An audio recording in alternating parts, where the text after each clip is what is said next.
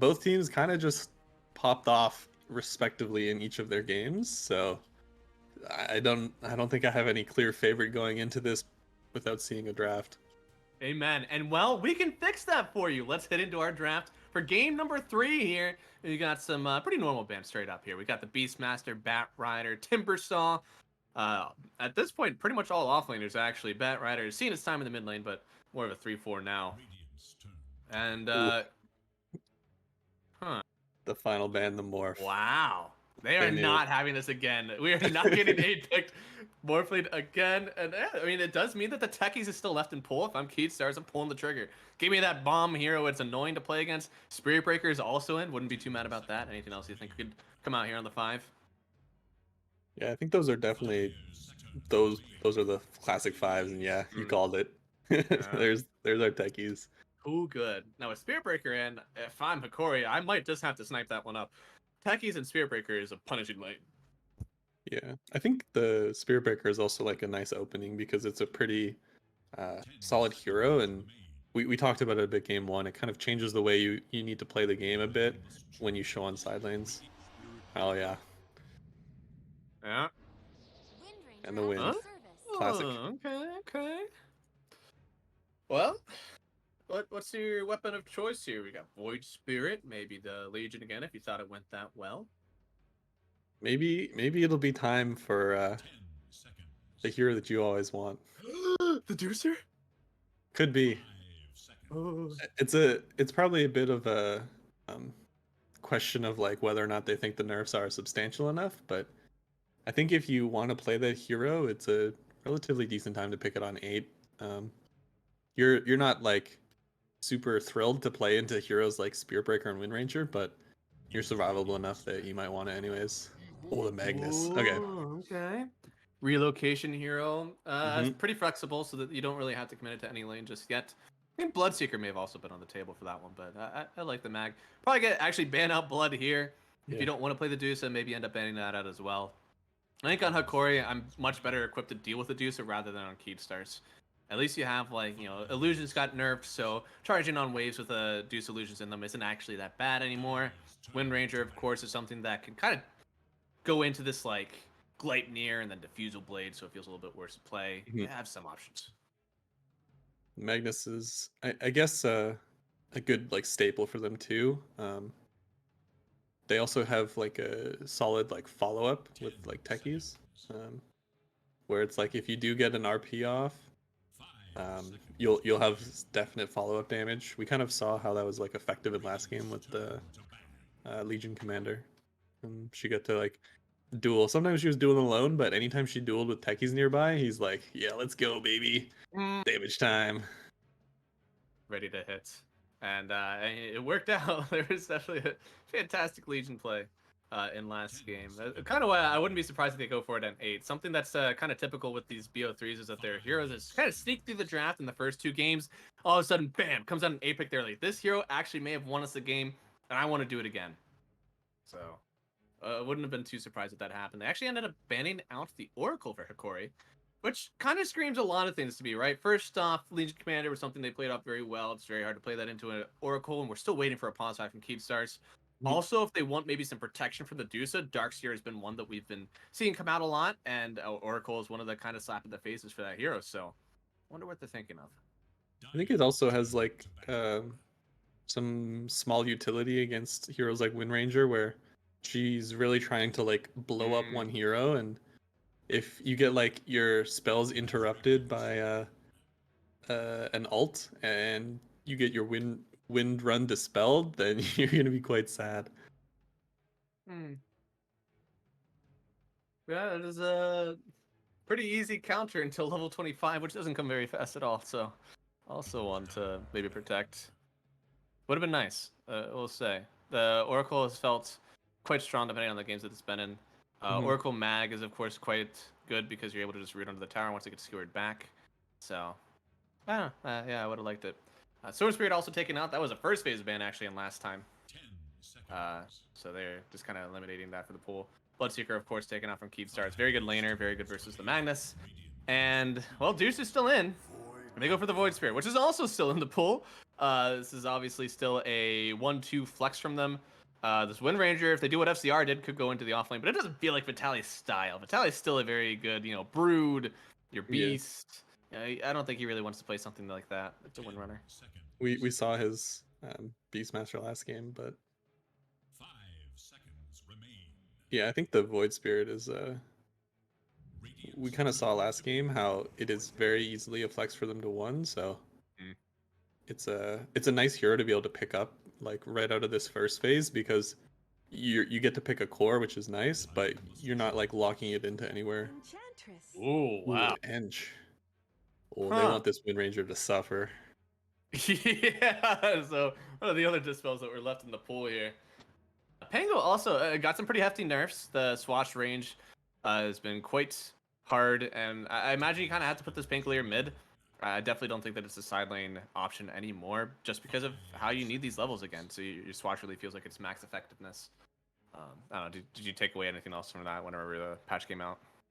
Um, yeah, I guess he's just been, I feel like a mid hero for so long that it's yeah, it's kind of like his second choice to go play in a side lane. Yeah. I think it's like it's not like a super like hard counter or back and forth or anything between Void Spirit. Both heroes kind of go to the lane, get what they need, and then Mm-hmm. um, neither one kind of just like super hard counters the other one. Yeah. I hear that we kind of haven't seen a whole lot of Terrorblade still in pool as well, but versus the Enchantress, you probably don't want to do it. They actually end up going for the Undying, so they're not committing to a safe laner or off laner yet. Which I kind of like from Hokori, even though it does feel weird doing some 18 pick support.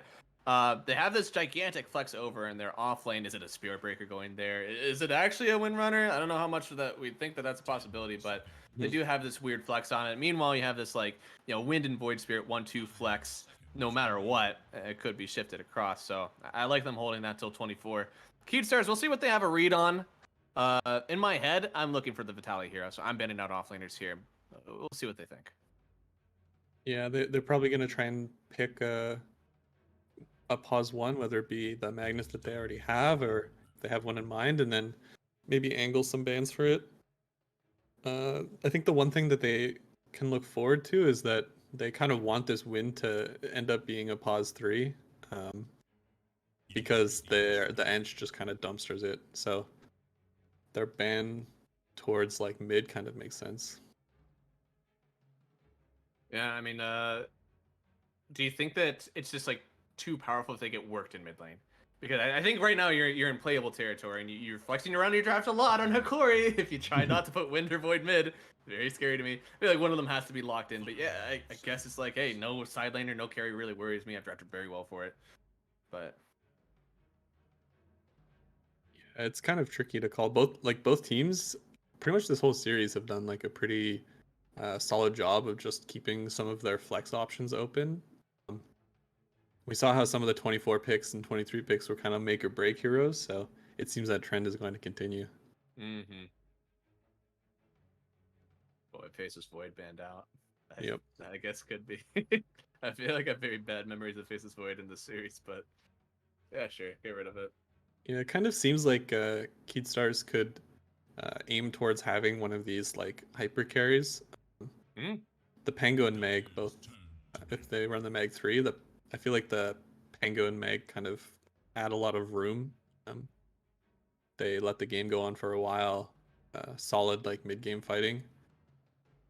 Yeah, they definitely have team fight. I'd wager even more team fight than on Hokori. They really are just looking at that single target physical damage, it feels. And Magnus does a lot. If they do want to put it on the pause one, that would technically solve that, and they could offer something else maybe in the off lane that is just tailored to maybe making the enemy safe laner feel miserable if they think that that's going to be picked up. But at this point, you can kind of look at the Magnus and say, do I even want to play this into whatever hypothetical off lane is coming down? Or, I don't know. Now you see it's probably Wind or Void safe. Are you okay playing Magnus into one of those two in the offlane? I feel like you would do okay. I think Yeah. Meg, he's kind of always been this hero with like high base stats, and now with like the empower behind it, he's pretty stable. He's high HP, good last hitting. Yeah. survivable because he can often skewer out of danger. Yeah. I mean, they either go for the Magnus on the offlane or they switch it. Maybe they actually go for a Visage for FCR. He loves that hero. I've Mm. seen him own on that hero. And it doesn't look like the worst game for it. Nice hunting. You're able to drop birds twice and kind of screw up what the wind and the void spirit want to do, but they don't have a ton of tick damage right now either. It'd be a really good game for him. I wouldn't be surprised to try to just swap everything out and give him the Visage. But of course, love, Magnus isn't the greatest save laner. we love swapping the drafts around. Do Oh, so. Okay. okay. That's There a it is. really good hero. I still think it's good. Of course, it did get nerfed a bit. We'll see just how good it is because at 23 pick, the Medusa can often feel quite strong, and Wind Ranger is really our only true answer to it right now. The way that you kind of visualize it dying is with the Fusel Blade and Focus Fire, which is possible. Do they dare pick anti-mage? Yeah. They did end up banning out the Darkseer, so I think they kind of knew. You know, obviously Hokori banned out the Terrorblade. They knew something was coming. Not sure what. I think it would be a hard anti-mage game, honestly. Even if yeah, it's good against Dusa in some aspects, but I feel like it's a bit scary. There's a fair amount of lockdown that's non-single targeted. How do you like Nyx in this game? They could just do the 3 Spirit Breaker and pull a Nyx out. I feel like that might be like a we'll beat Dusa like in this like mid game, and if they end up trying to scale too hard against her, they might like if the game goes too long and they end up with a Nyx here, then I think they might run out of damage on the Dusa a bit. Mm-hmm. I mean, the traditional Darkseer is out. Mm-hmm. Oracle, kind of funny, is out as well. I don't think that's really the counter you want, but it's just cool to see sometimes. Yeah, you could always designate the Wind Ranger as like trying to be the Dusa counter, and then pick a Yeah. hero that like matches up well against the other cores. Someone that's like okay getting RP'd or can like beat down the Pango when he's getting rolled on. Tide would kind of do that. I Oh, go they with just the okay. anti-mage. They All right. shove an AM. I mean, not quite as shoving as it needs to be, but it does mean that it's. Whoa, never mind. It's a let's shove. go. It's a real shove. Let's go. Tally on the off lane anti-mage. I mean, that's about as hard shove as it gets. AM has seen its time in the off lane. It's Vanguard centered and sometimes even a diffusal blade afterwards. So it's by no means a rare occurrence, but boy, I mean, in your team, you have to be the initiators. It has to be your Spirit Breaker starting, your AM trying to start something when they're all stunned up because this counter initiation from Madness is gonna hit hard. Yeah, the Magnus Pango counter initiate's gonna be pretty epic if you're not catching them with the initial go. But Yeah. anti-mage pause 1, it can feel okay for Dusa because anti-mage needs to kind of farm up his items, his battle fury and stuff before he feels comfortable joining fights, and you have this like 20-minute window where you're just like, I'm invincible, let's hit towers, let's tempo out some advantage. But when it's a pause 3, you're like, oh, I have to land against this hero from minute 0. Oh I no. know. It does feel awful, truly awful, because the worst thing honestly about playing against this hero is the blink in. And whenever you're an anti-mage, you're always winning that trade. Every single time that you blink in on a Medusa just to hit her and then back away, it's awesome. You can also, for whatever reason that I think is stupid, counterspell as the snake is hitting you, regardless of whether or not you were originally targeted with it, so that you don't take damage or lose mana out of the snake, or I guess gain mana for Medusa out of the snake. So it is a ridiculous lane counter. It's very good. I think the games I usually feel comfortable playing against it because you just farm faster than an anti-mage usually. So you get this like Manta Butterfly to start out. You also pop in a BKB. All of a sudden, the anti-mage really has to be careful about when he initiates on you. Hyper late game, he'll probably win it, but you have a very nice timing as a Medusa where you still usually win the game. But anti-mages have gotten better, right? The map is better for an AM. He's gotten some small tweaks over time that have made him better as well. Maybe that matchup has shifted now. Maybe even the carry to carry matchup is worse for the Medusa, but in this one, I think it's going to be pretty good. Look at it. 17, 5, and 10. Last match is the Dusa. He's got some reps. Yeah, I'm worried for our anti-mage, or I'm worried for our Dusa, sorry. I think he might be getting bullied. I think the good part is we like touched on it briefly in the draft where Magnus and Pango have like really solid mid-game team fight, good CC and stuff. So if she can get away from this anti-mage, get some farm up, and then join them and start fighting, it'll be hard to fight into them. Mm-hmm. They have a lot of CC, and they can fight around the Dusa, who can sit and click. Mm-hmm. And for the $1 million question here, we talked about it so much. There's options on either sides for this game number 3. For all the marbles, who gets to go and play Infamous right after this in the grand final? Who's winning game number Ooh, 3? I gotta go with the last pick anti-mage. It's too fun. Hokori got it. Oh yeah. What are you thinking? Uh, Mia Moore. Yeah, you're a Dusa Medusa can't fan. lose. She couldn't do that to me. Yeah. Not in this game. I will say though, who will possibly do it? KNRD, a little bit of danger here. Gonna get remnanted up, blood grenaded, and well, KNRD going to be a victim of first blood alone. Picking it up here on the Void Spirit. Quite a good hero to give that over to. You love getting first blood. It's just so much money. Mm-hmm. What's he And gonna start with? 33 XP. He just starts the lanes with a bracer, so Yeah. And this hero, this Pango here is notably worse now, given the nerfs to that swashbuckle range. Used to be, uh, about 150 higher on a few of these levels. At level 4, it evens all out, but early on, a little bit worse. yeah, I think the big thing too is that Void Spirit can kind of lean into his universalness a bit easier. He's comfortable building like bracers and stuff, while Pango really wants to build mana items or Yeah. Orb of Corrosion, for example. Orb of Corrosion, you never expect how much damage it does. Pango and Ember are some of the best utilization heroes, but sometimes that item comes out and you're just all of a sudden taking like 100, 200 more damage on these volleys, and you're like, what the hell changed? The Courier, R.I.P. Gardex Courier. I know, poor guy. How's Ardusa doing? Oh, the anti-mage is starting out to counter the snake. What? Let's go. Hate it. I hate AM players. This is so. I honestly like there. It's hard to tell if I'm being biased or not because I just look at it and I'm like, it shouldn't work like that. I'm just not targeting him. It just happens to hit him. You're taking the Dusa side of things. As a am. Dusa player, you're like, this is unreasonable. Unreasonable. Absolutely astounding that it works like that.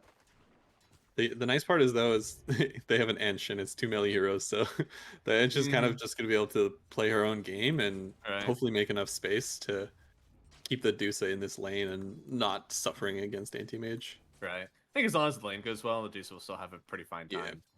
Your farm is going to be really nice. You are playing a Medusa into a Spirit Breaker, which means you just, again, send the illusions in. You don't feel like you're at risk. And a lot of Medusas have been kind of foregoing this Dragonlance. Dragonlance was a thing that you built whenever you cared about your HP. And no, you don't. Yeah, no, you just don't need it. It's really cool still for like farming Ancients. It's really nice to have that range and you don't, even take damage, really, whenever you have it.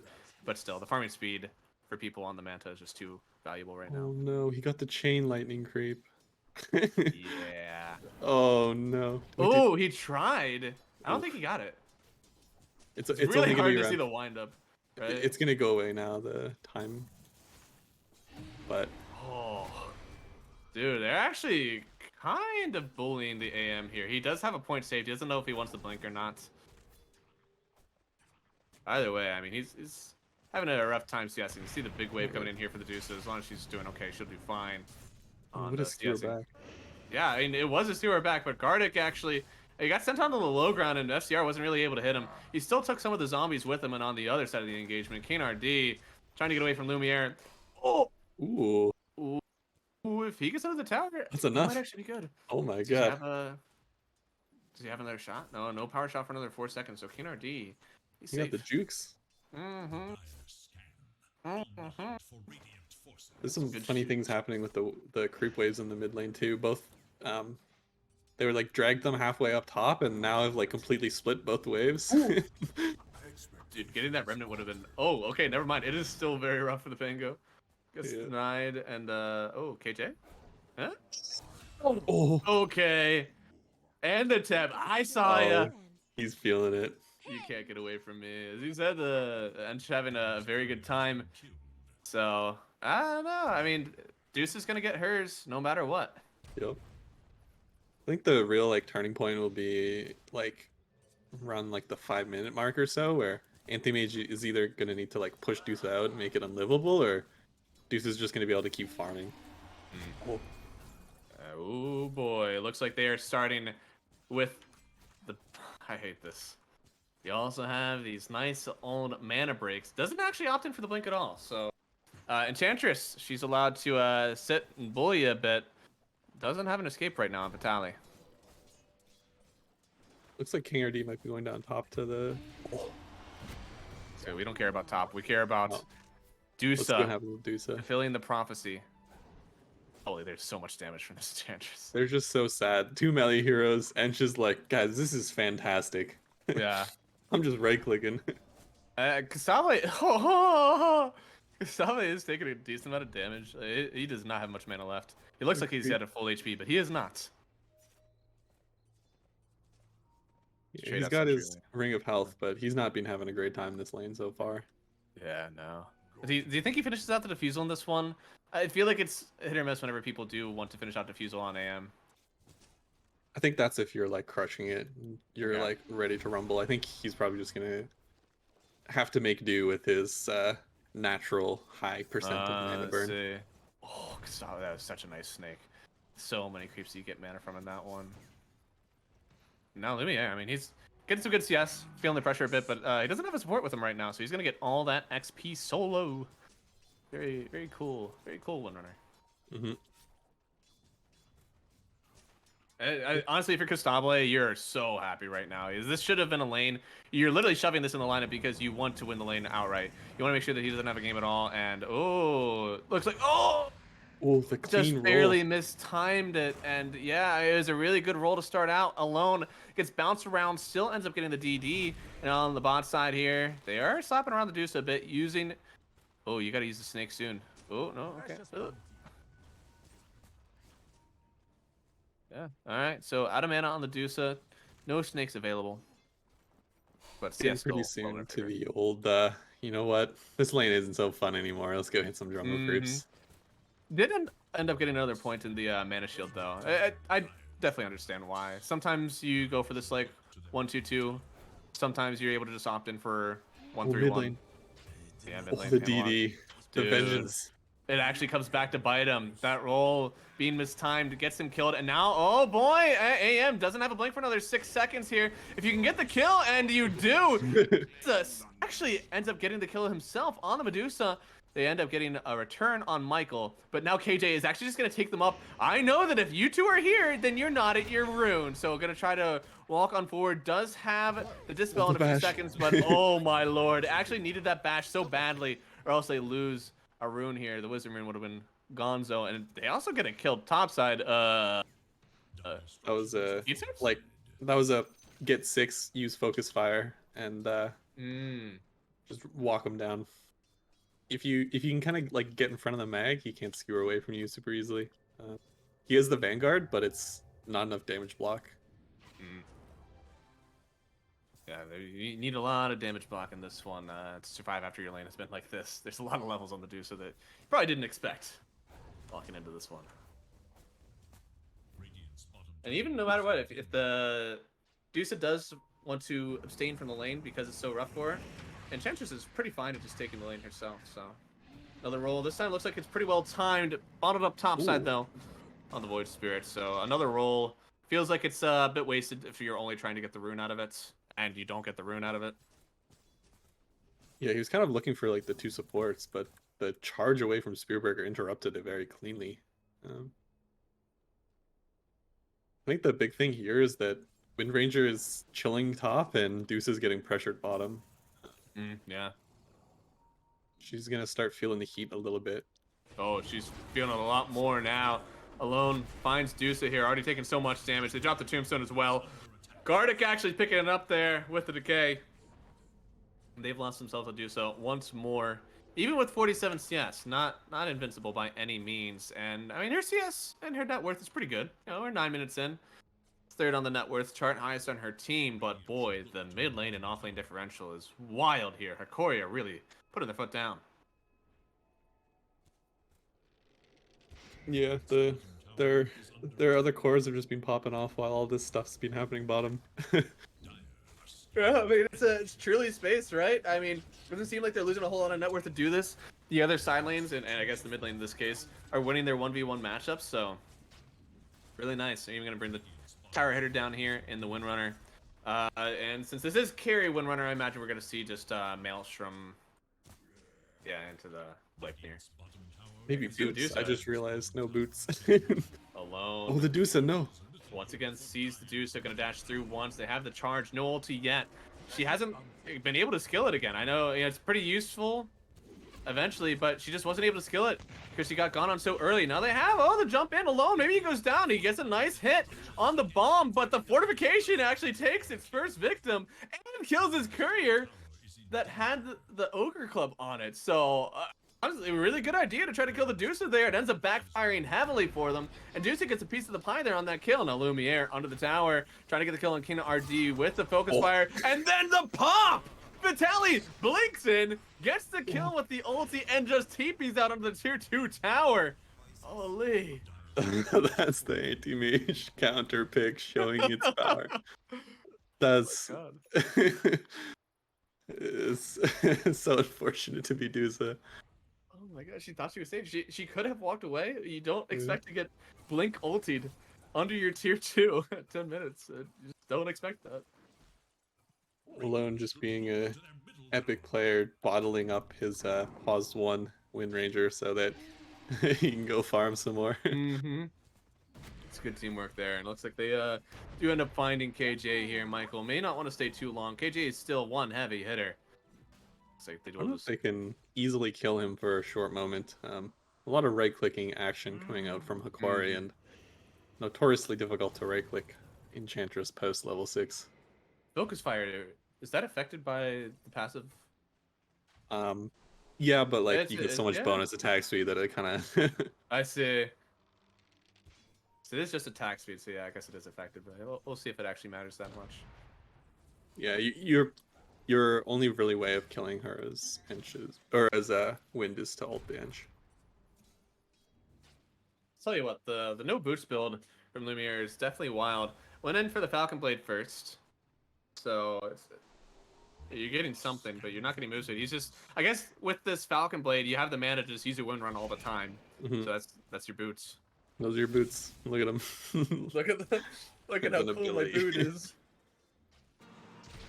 My boot kills people. Wait up. Oh. Ooh! Alone. And then gets the shield. Oh my lord. This guy's a gamer. A lot of drama in the mid lane right now. A lot of spells going down, but no one's really strong enough to commit to anything. So they're kind of just like throwing spells and abilities at each other, seeing what sticks.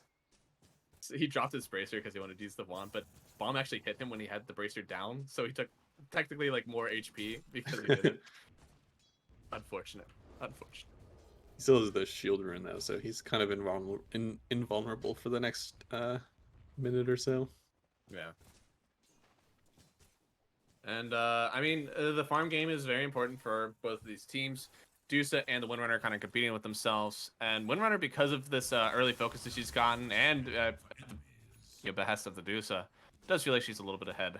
Going for the Diffusal next, so she's not actually going to finish the Gleipnir. Interesting choice because a lot of your damage, of course, and control comes from finishing out that Gleipnir, but she obviously doesn't need the damage, right, if you're going for the Diffusal Blade. What do you feel about the control? Do you think you're going to be losing a lot, or does your team kind of make up for that for you? They're a little bit light on like control in some aspects, but I think if she's like following up and playing around like Spirit Breaker or someone like that, then there's plenty. Oh boy, a good look on the high ground from Alone, and well, no, okay, thank God. Analog, I don't think you can roll up there, buddy. He does eventually get knocked on down, but Michael will put him up with that another strike, and 2 gone. Really nice move here from Hokori, extending their lead and getting a kill on that mid laner. That feels like maybe at this point we're calling it kind of needs to come back. Yeah, it seems kind of like they have a lot better tools to play around their mid laner on Hokori than they do on Keystars. Ooh, want to dive through. Hokori are really working this one. FCR does have the RP available. Obviously, they would like to get something going here if they could. They deny the regen rune just so that they don't give it to one. And oh, okay, RP used. They did blink in here on Vitaly, but they don't get in front of him with the stone case. Maybe had an opportunity to get him there using the burst there from the AM to get a stun and kind of back everybody away. But that mana void, I mean, it's gone, and Dusa doesn't feel as scared now maybe of these engagements for a meta minute. Yeah, I think there was like a nicely placed Aether Remnant that kind of discouraged the Dusa from being able to run in front. Okay. Oh, really nice play from Alone then, because I feel like if they get that, then they actually kill the AM, and Dusa definitely gets above the net worth of KJ. You get that nice kill, you get a little bit more map to play with for a moment. Instead, jump through, finding KJ. He's going to take himself a bounty rune and send the AM for a trip, because I don't think the AM could kill her. I love playing Ench in these kinds of games. He's kind of just like farming is like this like pseudo core running around enemy half of the map. Getting a bounty rune. Yes. AM, do your worst. Oh god, not Void Spirit. Void Spirit, do not do your worst. I think you can actually kill her. Oh god, okay. Well, she's had her fun. Ends up being the third death of the game for her team. Literally feeding. And speaking of literally feeding, well, that's yeah, okay, not the third death, actually the 12th death. I guess she's not quite feeding this much. 13-3 now.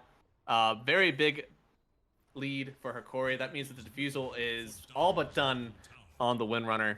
And you got some issues, because as the Medusa, you have two heroes that are burning your mana, and you just finished your Manta, so you're not necessarily close to that butterfly yet. She's gonna have to be off map for a while, which really opens up the game for the Wind. And Willow with the tombstone down, they instantly kill Gardic here, charging through as well, trying to keep FCR out of the fight for as long as they can. They are still fighting somewhat under that. A Mana Void will take down Analog, so it's a 1-for-1 here, trading out just Gardic, it seems. Not too disappointed with that one, and Alone getting up onto the high ground here. Level 11, so he wouldn't have benefited from that change yet on the talents, but an ulti out for the Dusa, trying to get back into the fight here because the AM was right on top of her. And now she gets, caught out by this listing. What? It just stayed there. The Remnant, nobody ever popped it. It felt poorly placed, but actually ends up coming back to bite them. And now Vitaly sitting on top of FCR. It's a really nice catch by Lumiere, and now they get the kill on the Enchantress. It's 3 gone on top of everything they had before. And that is just an awesome fight from Hokori, 17-4. Yeah, I guess it all started badly when they started on dying. I don't even know exactly. It kind of just slowly got worse and worse and worse as they moved away from the tower, and almost seemed like they opened themselves up to getting jumped on. I think the big thing here is that the anti-mage is kind of he's jumping on the right targets at the right times. He like followed the Void Spirit on his jump onto the Pango to burn all his mana, so that Pango couldn't like roll or swash away. Yeah. And boy, I mean, this AM, it's so many good targets in this one, right? I mean, Pango is very mana dependent. Lumiere, okay. I mean, he's dead. He's simply dead. I don't know if they can get any return on this one. He's going to try to pump out the ulti, and he does roll through. Maybe they have an opportunity to catch actually Lumiere. Damage, actually, I didn't realize you could miss with Impetus, but he did. Ends up still getting the kill there for Analog. Alone, coming in with the help of the anti-mage. They want to try to disarm him, but the Mana Void is in time. SDR doesn't need to pop the ulti. He'll get 1 kill, and he does have a haste on Alone. If it gets dispelled, maybe it'll be rough. But it looks like they will not. He gets away. And it's a fair trade, honestly. I would say that getting the kill on the Windrunner just a little better for you on Keepstars. And yeah, there we go. An 800 about benefit towards their favor. Yeah, I guess they're just like a little bit behind, so the kills seem to be worth a bit more. But yeah, I think the fact that Dusa dies first there just, it continues to make her game difficult. The kind of hope for Keepstars is that their strong mid-game heroes, Magnus and Pango, are still doing okay. Does the techies need to do okay? Nah. Good, because he's gone! He's mode Gardic this game. He's mode Gardic. Tantris, decent amount of just burst damage. There's an Arcane Rune on Alone, so he'll end up getting the kill on Ench as well. We'll send him back onto the tower, FCR. Does have an ulti to work with, but he never gets an opportunity to use. So the RP, it's still not an option yet, I suppose, and it's 6-21. Hokori, a decent net worth lead on them, maybe 5,000 gold. Nothing to look away from. Again, we're saying that the Dusa will still eventually maybe have a good game if you get this butterfly and the BKB. I mean, Pango, Mag, they're gonna farm up. They'll feel okay. Not a position you want to be in though, because the jump through again alone, getting a nice remnant in. The blast off actually misses cleanly on everyone and alone. Funny sticky interaction, but still we'll connect on him. Another nice remnant. Doesn't have an arcane rune, so he's gonna be out of spells soon. RP used, did get a little bit of the physical protection on the barrier. Can he get away from this one? Has it assembly? No, he won't get it off in time. And now Analog gonna roll through to the Undying as well. Get themselves 2 kills for this one, and only a latch on Techies. So hey, Corey, faltering a bit here. They end up losing their mid laner plus the pause 5, and to the benefit, I believe, of Analog. Yeah, that like whole fight top and that one bottom, the Void Spirit was under the effect of Arcane, so he was just dishing out so many spells, but they do catch him down in the end. Oh no, Dusa. Lord, she does not have ulti. Oh no. She does not have life. Showing on waves is so dangerous. At this point, you maybe just can't show on them if it's not illusions. Especially, I would have considered, honestly, in this game, going for the Talisman of Evasion first, rather than going for this Quarterstaff or the Eagle Song. I think that would have been much more impactful for you as a hero. Even just 15% evasion is really nice to kind of have in your pocket. It's just so hard, because like anytime she's shown or not shown anywhere on the map in the last like 5 minutes, she's just being hunted. Like, I think like 2 of her most recent deaths were like near her team's Tormentor. So like you're theoretically farming one of the safer spots in the map, and they're still able to like find you and hunt you. And like that, yeah, that last example. Oh, the team just fought bottom. Surely I'll be able to get one wave, surely. But now there's 3 cores there waiting for her. It's so frustrating. I've been in that situation a few times where it just feels like nowhere is safe on the map, and there is no answer. The answer is like you just don't show. It's really sad. You don't love being there as a carry because you feel like you're never gonna get net worth enough to compete in the game if that's like how you have to farm. But I truly think that's the answer. Your illusions can show on waves, but you don't get to show anywhere. Age is coming out too. The net worth is it's only 3k, so it's not the worst, but Yeah. I think the hard part is the fact that they have such good Dusa answers right now. Yes. She definitely needs a couple more items before she feels comfortable taking fights. Yeah, again, I think BKB is going to be the second item that feels necessary. And what is rough with the AM matchup right now, you don't usually go BKB on Dusa, honestly. Some games, you just feel like you're able to sit back, your team will be in front of you, and you don't really have to commit to it. This game, though, it's unacceptable, right? Like, everything that the AM does, everything that the Windrunner is trying to do to you, you need to be able to have a BKB so you can at least survive for, 6 to 9 seconds in these fights. Yeah, I think they just need to get to a point in the game where they can ball up as 5. Because then the Dusa feels a bit more safe from the kind of like jumpy, divey stuff from Anti-Mage, and is much safer against wind and stuff when her team's nearby. Yeah. Pretty much all her deaths are just when she's like getting caught off alone. So. And alone is catching her a lot. Yeah. Oh, TPing. Oh, okay. Oh, almost found by that Hellbear Smasher. But does get top, gets to farm the wave. Aegis, they've used a good bit of it, right? They've used, what, 2 minutes now of the Aegis? Looks like they're gonna get a T2 bottom though, which is pretty good value. Yeah, I mean, it was such an early one. I think it was still like right at that 20-minute mark. I guess mostly on time. But it's definitely not going to be a high ground one for you. If you can get 2 tier 2s out of this, you're probably really happy on Hokori. It's fun that it's on the anti-mage too. He can play truly psychotic for the duration. Especially now that he has Manta, he's just going to be like... I feel like his last like 2 minutes of Aegis are just him going to be hungry for Dusa, trying to get her off the map for the whole time. Oh man, I mean, they find the Enchantress. Not an easy kill still, even with all their net worth lead, even with everything happening. Keen RD, a slightly easier kill, but KJ will sit on his tower and laugh at you. Laugh as you try to kill him because it will take so much time and so much effort. Eventually, the effort and time are well used. They do get the kill. You do find He's also sometime in that window. Seemed like it was the win. Oh, the Deuce. Yeah, No. oh lord. She even gets off the showcase and she still dies. She's just had such a rough mid game. Like, there's honestly no place on the map for her. There hasn't been for the. I don't even know, since like 10 minutes. They've been hunting her in the bottom. They hunted her in the Tormentor area, hunted her in the triangle. Oh, this good. Yeah, and yeah, now I mean, they're hunting the AM. He does have the Aegis still, so that'll be the first life. But a charge through. Maybe they can turn something around here. Michael trying to protect as much as they can. And Vitaly, oh, he wants in. I want to kill. KNRD. No, he gets latched up. They're not able to roll in with the Pangolier anymore afterwards. And now after the RP, they don't have anything else to follow up. As this watch back from Analog, finally he's getting the roll off. Maybe they can turn around on this one because here comes a really nice fortification. The bombs from the towers are hitting everybody. And it looks like they have to evacuate right now on Hokori. But Vitaly, he's not ready to go just yet. Uses the Mana Void, trying to blink away. And now they get the Shackle and the Focus Fire on Pangolier. It's been so long in this fight that she gets to use it again.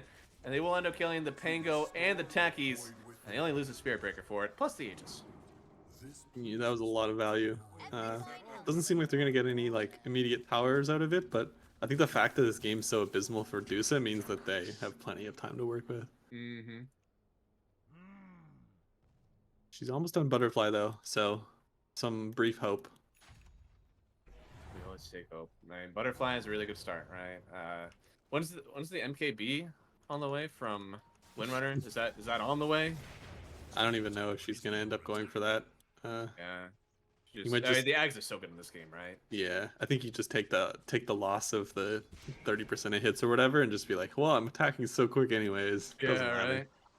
And one of the things that's pretty good about this lineup is that as a Windrunner, you know that the item wishlist for the Dusa is crazy long. And their team isn't really getting as much net worth as they need. So who builds Nullifier versus you? I mean, it's probably at this point going to be on the Magnus, because the Dusa has so much more that she needs. I don't think that you're allowed to go BKB into Nully. I think you honestly have to have a Scotty after you're done with this BKB. Maybe even need a crit stick. You just need so much more. I think Sable can fit a Nullifier into everything that he needs. Yeah, they just have to hope that the Ench can find it. She's really the only hope of Dispel. Oh, the They're, Remnant. Oh no. Well, I don't know if they knew, but I mean, Skewer isn't that much of a commitment. They bring back a fake AM. They will have themselves Tormentor to take. Aegis potentially up in 2 minutes. The precasted Remnant was crazy.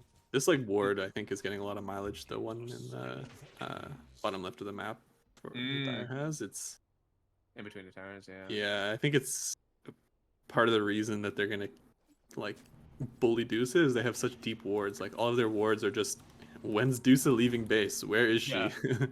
Where'd she go? Oh boy, where did you go, Gardic? Where did you go? Oh boy. Sent immediately into the void. Not a bad pick, right? It's some gold. It's fine, but for Hokori, they're perfectly okay to just let that one go and make sure that the smoke didn't really get a core. Yeah, anytime they're balled up as 5 though, you can kind of see like this is their strength. They might not be strong enough right now to like fully realize it, but when like Dusa gets to be the focal point and Pango and Magnus get to play around her, their draft feels like way stronger.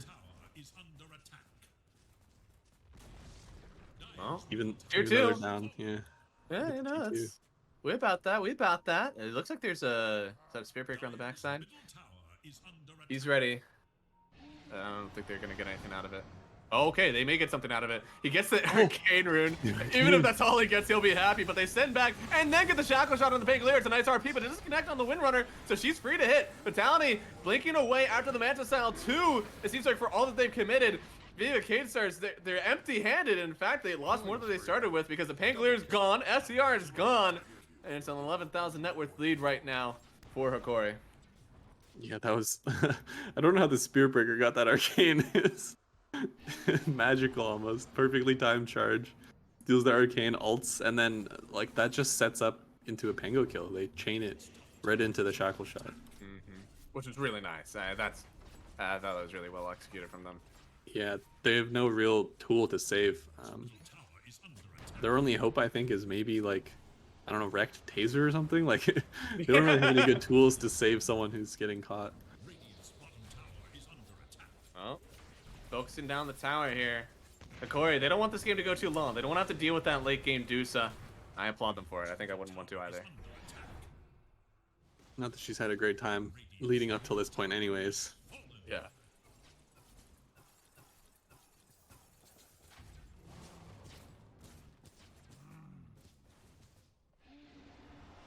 They're hanging on though. I think that's what they need to do. They need to keep trying to find Dusa gold and just look for opportunities to take fights centered around her. Anytime the fight like goes around like off of her center point, then it's gonna be rough. What is her item? What does she need in this game? Even what are her items? What are all of them? I mean, she really only has, you know, like Treads, Manta, Butter. She obviously needs the BKB. What's her next, you know, +2, +3 that she needs to play the game? I think she like, I think it's kind of one of those things where it's what you want versus like what you might need to win don't necessarily line up. She obviously is gonna want items that like make her tankier, but like I think she just needs to buy damage and hope that her team can provide the CC and like protection. So the desire is like probably Scotty and maybe Daedalus, but the reality is like MKB. Just go Daedalus. Just go Daedalus. Oh, not even MKB, just Daedalus. Nah, just get Daedalus and pray. Okay. Okay. Like Daedalus Nullifier. I don't know. We might be close to level 25 on the win though. Yeah, I think you can't rely on dispelling her. I think you just hope Ench will be able to get it off, and you just need to be able to add the damage that your team can fight around. Ooh, they might find anti-mage here? Oh. Oh, no. No! No!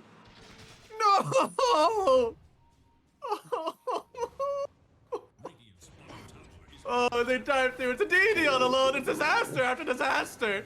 They get the ulti off of the juice, but Costable, it will only save you for so long. She gets latched to a tree with no RP, with no stone gaze. How do you take the rest of this fight? It's a beautiful blast off. Maybe this is how they turn it around, but FCR, he goes down to the mana void. It's a nice disarm as well from the techies, but the dive away from alone. He's not dead, and the Dusa is gone. They get another strike on Enchantress as well, as long as it will take with the attack slow. It ain't matter. It's a team wipe, and Hokori, they're marching right up the high ground.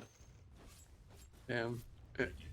I feel like we've seen a couple like mag RPs that just haven't panned out. This was definitely one of them. Not all of them can be hits, and that RP, I mean, it's so hard. I get you got to pull the trigger on it. I can't blame him for it. That blink away was fantastic from Vitaly.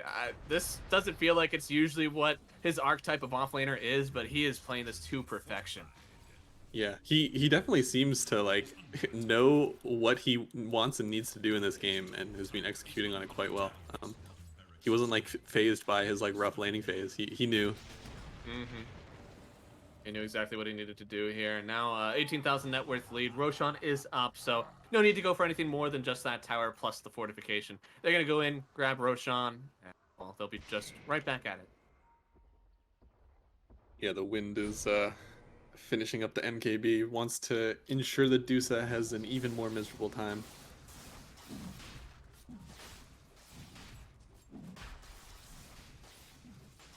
Yeah, they are smoked up, but I don't know. They're trying, yeah, right? This is terrifying to me. This smoke, like, I'm pretty sure they're in Roshan.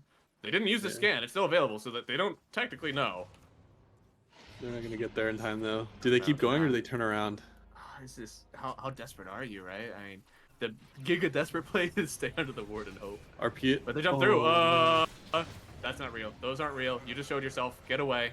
Oh god, you can't get away. Charge through. Michael's able to see them first. They get a nice disarm as one. But the latch doesn't actually connect on anything. They dive immediately back on the voice radius. They don't want to leave anything to chance. They don't want to dive in if they don't have to, but they get it on top of the Windrunner. She doesn't have the Aegis. She only has a cheese. If they kill her here, and they do. Gastambly, that's a big amount of net worth, and that's the one thing it feels like the Deuce has been struggling with the most. AM obviously is still an issue, but now they get to kill on Gardic alone. He's gonna have to make this work with the AM. Ends up disarming, or getting this dispel on the disarm with his Manta. They get a nice ulti kill on Analog as well, but the dive through.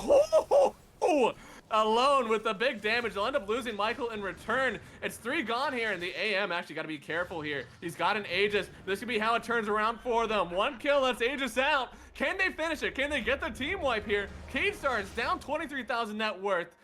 Down their techies. Can they get the kill here? Alone? Oh, he's not done yet. Alone wants more. Oh boy, they're turning back on and through, and they get the kill on FCR.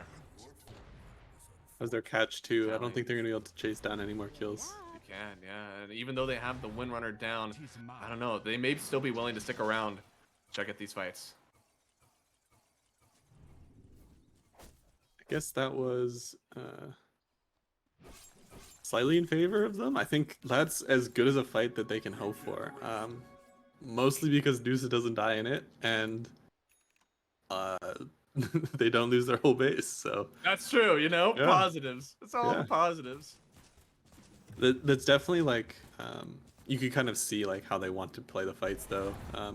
Dusa was just this like island that they stood around, like Meg RP'd someone back into her, and like the rest of the fight is really them just like standing near Dusa, running around looking for kills. Because when she's safe and able to sit, she's dealing big damage. She's I don't know. I'm so worried about the Deucer, right? She has the MKB. I am about the damage, but does she have enough with this still? She feels like the burst is all on her. Does she have enough to survive, or are Nah, you she just saying, she like, just yeah, they'll- needs to build damage and hope that her team can serve her up the kills and keep them CC'd near her and stuff. Let's see. I think if she like tried to build too much survivability and stuff, like it's almost like wasted effort. Where it's like, yeah, she could build like Scotty or something, get a bunch more mana, but like they both have Diffusal. It's like an anti-mage with Manta Abyssal. Like he's gonna burn all your mana if he gets on you. So you just need to play in a way. Boy. Oh, Michael, intro. he's actually gonna get down. Yeah, it's a really nice stop with the FCR. What is that? The Shockwave. So, I mean, it's this time. Every coin Yeah, they definitely have a good window here. Just keep playing around the Dusa and keep sending it. I guess this trouble will be if they aren't able to like get enough done, then the map and net worth are gonna kind of fall out of place. They're strong when they're near Dusa, but if they have to like split up to fix lanes or they have to protect their base as 5, then they're not gonna really be able to get out onto the map, get any goals or any money. Quick pause here. And yeah, you see, Dota thinks that it's kind of an uneven game. 96 to 4. favored. It is a 19k lead, so not great, but I mean, we saw them like go relatively even in a fight they shouldn't have gone even in, so Yeah. Keystars have a chance.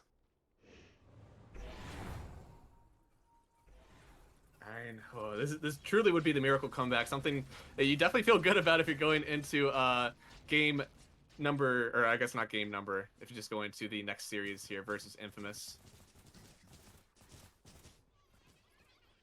We might be eyeing up a long one though. Seems that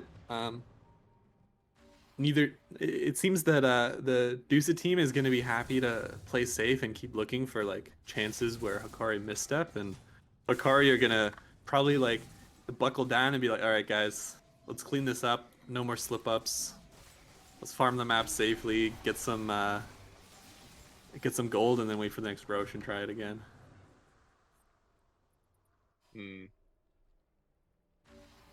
Well, yeah, a nice shard on the AM, clearly game winning. Surely they will not be able to lose after the AM shard. Dusa is, man, she has made it to top net worth somehow, some way after all this. Got a Mindbreaker too. Hey, what's the fight need to go? You said that this Dusa, they kind of like bring heroes back into her. They're letting her kind of sit, and they just like drag everything back. Is that what needs to happen on the high ground? They just keep dragging heroes into the Dusa and hope that they can pick them off one by one? Yeah, I think if the fight's happening where Hokori are trying to high ground them, they just need to like have the Dusa be the one showing, and then look to either counter initiate when they jump on her, or have Meg find like a good look and bring someone to her. It'd be hard though. I feel like the Hokari cores kind of they get that universal hero scaling where they tank up as well as get damage. Especially like the Void Spirit and the Anti-Mage. Like both of these heroes are tanky, but they're also still dealing a lot of damage. They have like an effective way of fighting. Both are sitting like around the 3k HP mark. 3K is a great place to sit. I sat there for years. Let's go. Boy, I mean, somehow they've stagnated. I'll say this probably in a lot of other games. Maybe if it wasn't so much on the line, this would have been already gone from Keystars. But first off, they don't want to GG. You know, there's too much on the line. We don't want to give up this easily. And also from Hokori, they do not want to be the ones that throw the game with a 20,000 net worth lead. Yep. They know they're ahead. They can feel it. Yeah. They will keep gradually building up like small net worth advantage if the game like continues on this pattern of like Radiant sitting around as 5 because they're going to be spread around the map getting money. They've kind of creeped the like 18 gold lead that this phase started with to up to 22. Looks like they're looking for something. They want something to happen. They're like, we're not happy with sitting in base waiting for them to get Aegis again, but Right? it's hard for them to leave base. You just can't do it, Eventually right? Like, it's the there's unknown. way too much on the line if you lose this fight. Once you lose this fight, you lose this fight and you lose Aegis. But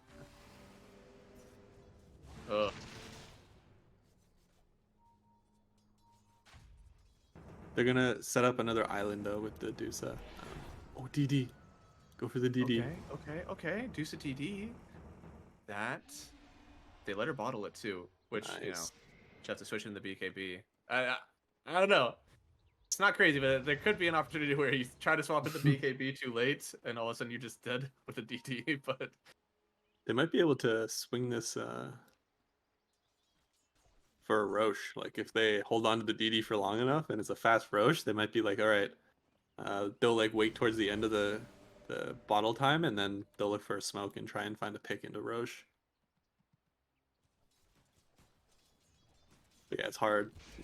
The way Hokori are splitting up the map, they're always looking to like shove in this bottom lane, which makes it so hard for them to leave bases 5. yeah, the Spirit Breaker effect too, right? Like he's in every lane. Yep. It's impossible for him to like not see what moves. I mean, the net worth lead has been going a little bit. It's only like 1,000 or 2,000, but you are seeing how the map is being stifled away by Hokori, and they're just not close though. You know, they're letting the wave get up to the front. They can sit, drag back, just keeping in the farm afterwards. Yeah, They're gonna the smoke nice part up is here. They feel this it, you know. base. Yeah, Here it this is. is their chance. They need finds they need the pick into Roche. Yeah. Oh, alone. He smoked up. He's trying to find out where everybody is. It Void pops. Spirit? Get away, brother. Get away. Oh no, he goes. Woo! Okay. Okay, he's out. He knew he was in danger. He played accordingly. Yeah. Good That was God. well. That was Scary, terrifying. but well done. Yeah. I know. They 5-man smoked on Hokori. They want to go up to where this ward spot is, where Pop-Tart has this golden cathedral on top of the op spots that I've never seen before.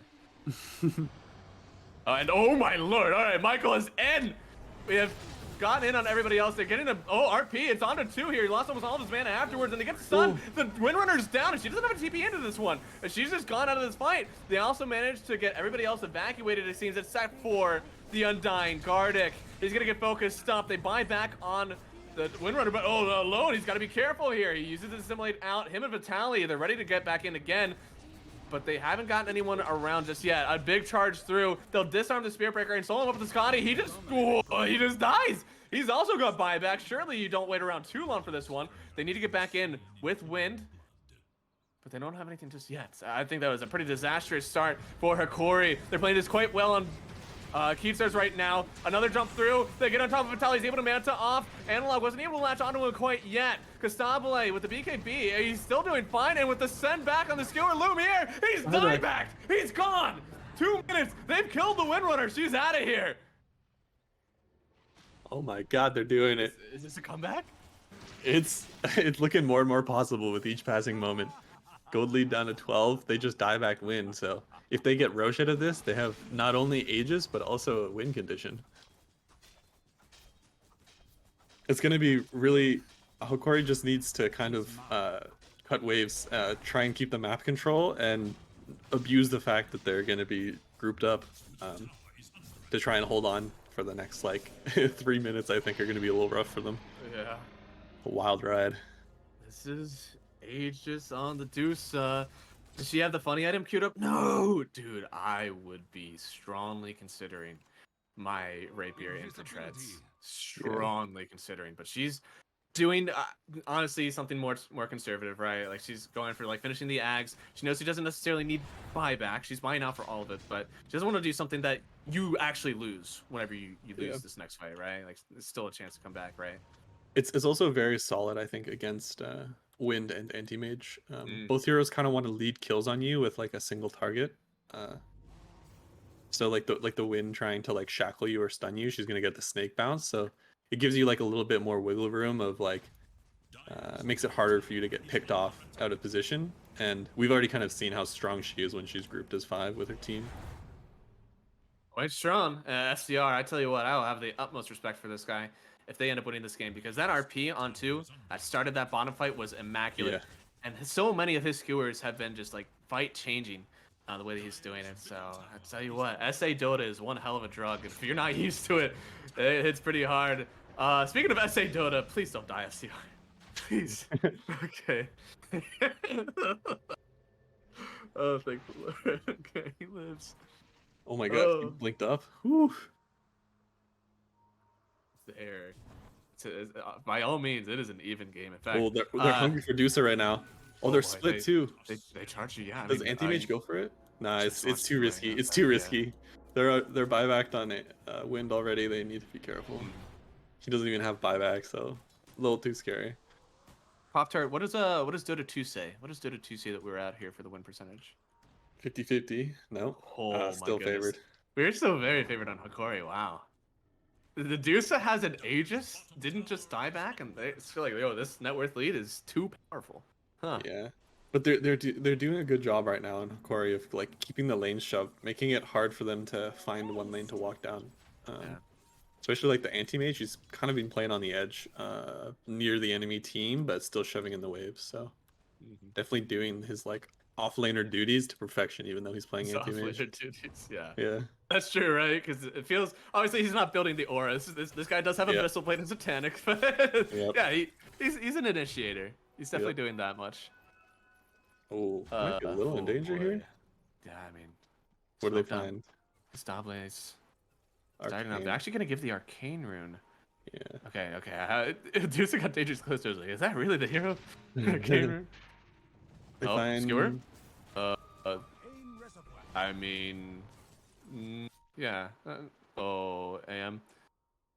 Interesting. No, he has. It wasn't lag. He has an Ags on the Deusa. You're good. I couldn't control my hero. What happened? Yeah. What? There's no lag spike. You ever regret not using the restroom in between games? Damn it! I don't right now, but you might. I do. It looks, don't worry. It's on pause. The game's gonna keep going at a good pace, keep you entertained and not thinking about the. That's true.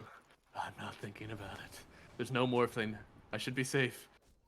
Looks like a fight's going to be happening now. They're fixed. They got their mid lane in far enough that they can go high ground with it, and no one's bot lane to abuse the fact that there's creeps in base. So yeah, I mean you've got to go high ground eventually. For Keystars, at some point you do have to hit the base to win the game, and this is their chance. They're gonna get mid racks. It's not the best one to get, but it's one of them. And they're actually gonna smoke around on Hokori. They're going for the ultimate backplay. They know that somebody's probably layering in here, and oh no, they see the tombstone down. They get the charge in. They may take down FCR. He goes down. 90 seconds. He does not have a buyback to use. Deuce is coming in on the other side. They got the blast off in on the AM, trying to roll on him as well, but it's another latch up and even disarm now on the Medusa. They get away on Vitaly. He's got to try to regen some of his HP, charging through, finding the Pangolier, and Vitaly with the latch. It's on the Medusa and the Pangolier. Can they lock him up for enough? They can. They get the kill. He has buyback buyback on the Pango, though. Dusa trying to hold her ground here. She's got an MKB, so the mischance won't hurt her too much. But look at the Mana Void! And everybody stacked on top of the Dusa. There's a buyback on all 3 Keystars. They don't want to let the Dusa go down so easily. They get a nice remnant. Her mana's gone. Her life is gone. It's a double kill for Lumiere. And they're going to march right down the lanes, it seems, for Hokori. That was a crazy fight. I don't know how so few people on Hokori went down, but I think it all started so well for them when they jumped on that mag at the beginning. That was like the perfect target that they wanted to find. Illusion. He just provided so much, like in the island fight near the bottom where Keystars got back into the game. It was like Magnus putting in work, bringing people to Dusa, controlling the fight tempo, but starting on him was just perfect for them. Absolutely. It is everything that they needed, and now it's the other way. Let's go high ground, baby, honey. Time to go high ground. Oh, unfortunately, the sign's just on a solo anti-mage hitting high ground, so. Do you think they are trying to end it here, or are they just going to go for megas?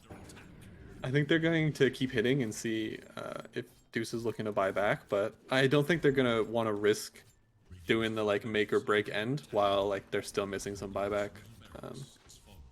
Look for megas, keep it safe. They had a near miss earlier by losing the game. Like they lost like their huge lead, and it felt scary for them. Like the team they were previously up 20k net worth was hitting their high ground, and so they're gonna look to keep it clean. Oh yeah. They kind of showed that they're able to take a fight on their terms against the Dusa, like they did just now. So I don't think they're going to be super anxious about trying to close the game out right now. They'll be like, we can keep it clean, keep it smart, no slip ups. Yeah, and Dusa getting close to that 25 talent. That'll be definitely game changing to bet for her, right? And you'll be able to get that extra proc on the MKB. There's still people around her, and there it is. Doobie Rapier time. Let's go. We're doing it. My favorite part of every Dusa game is when it's Rapier time.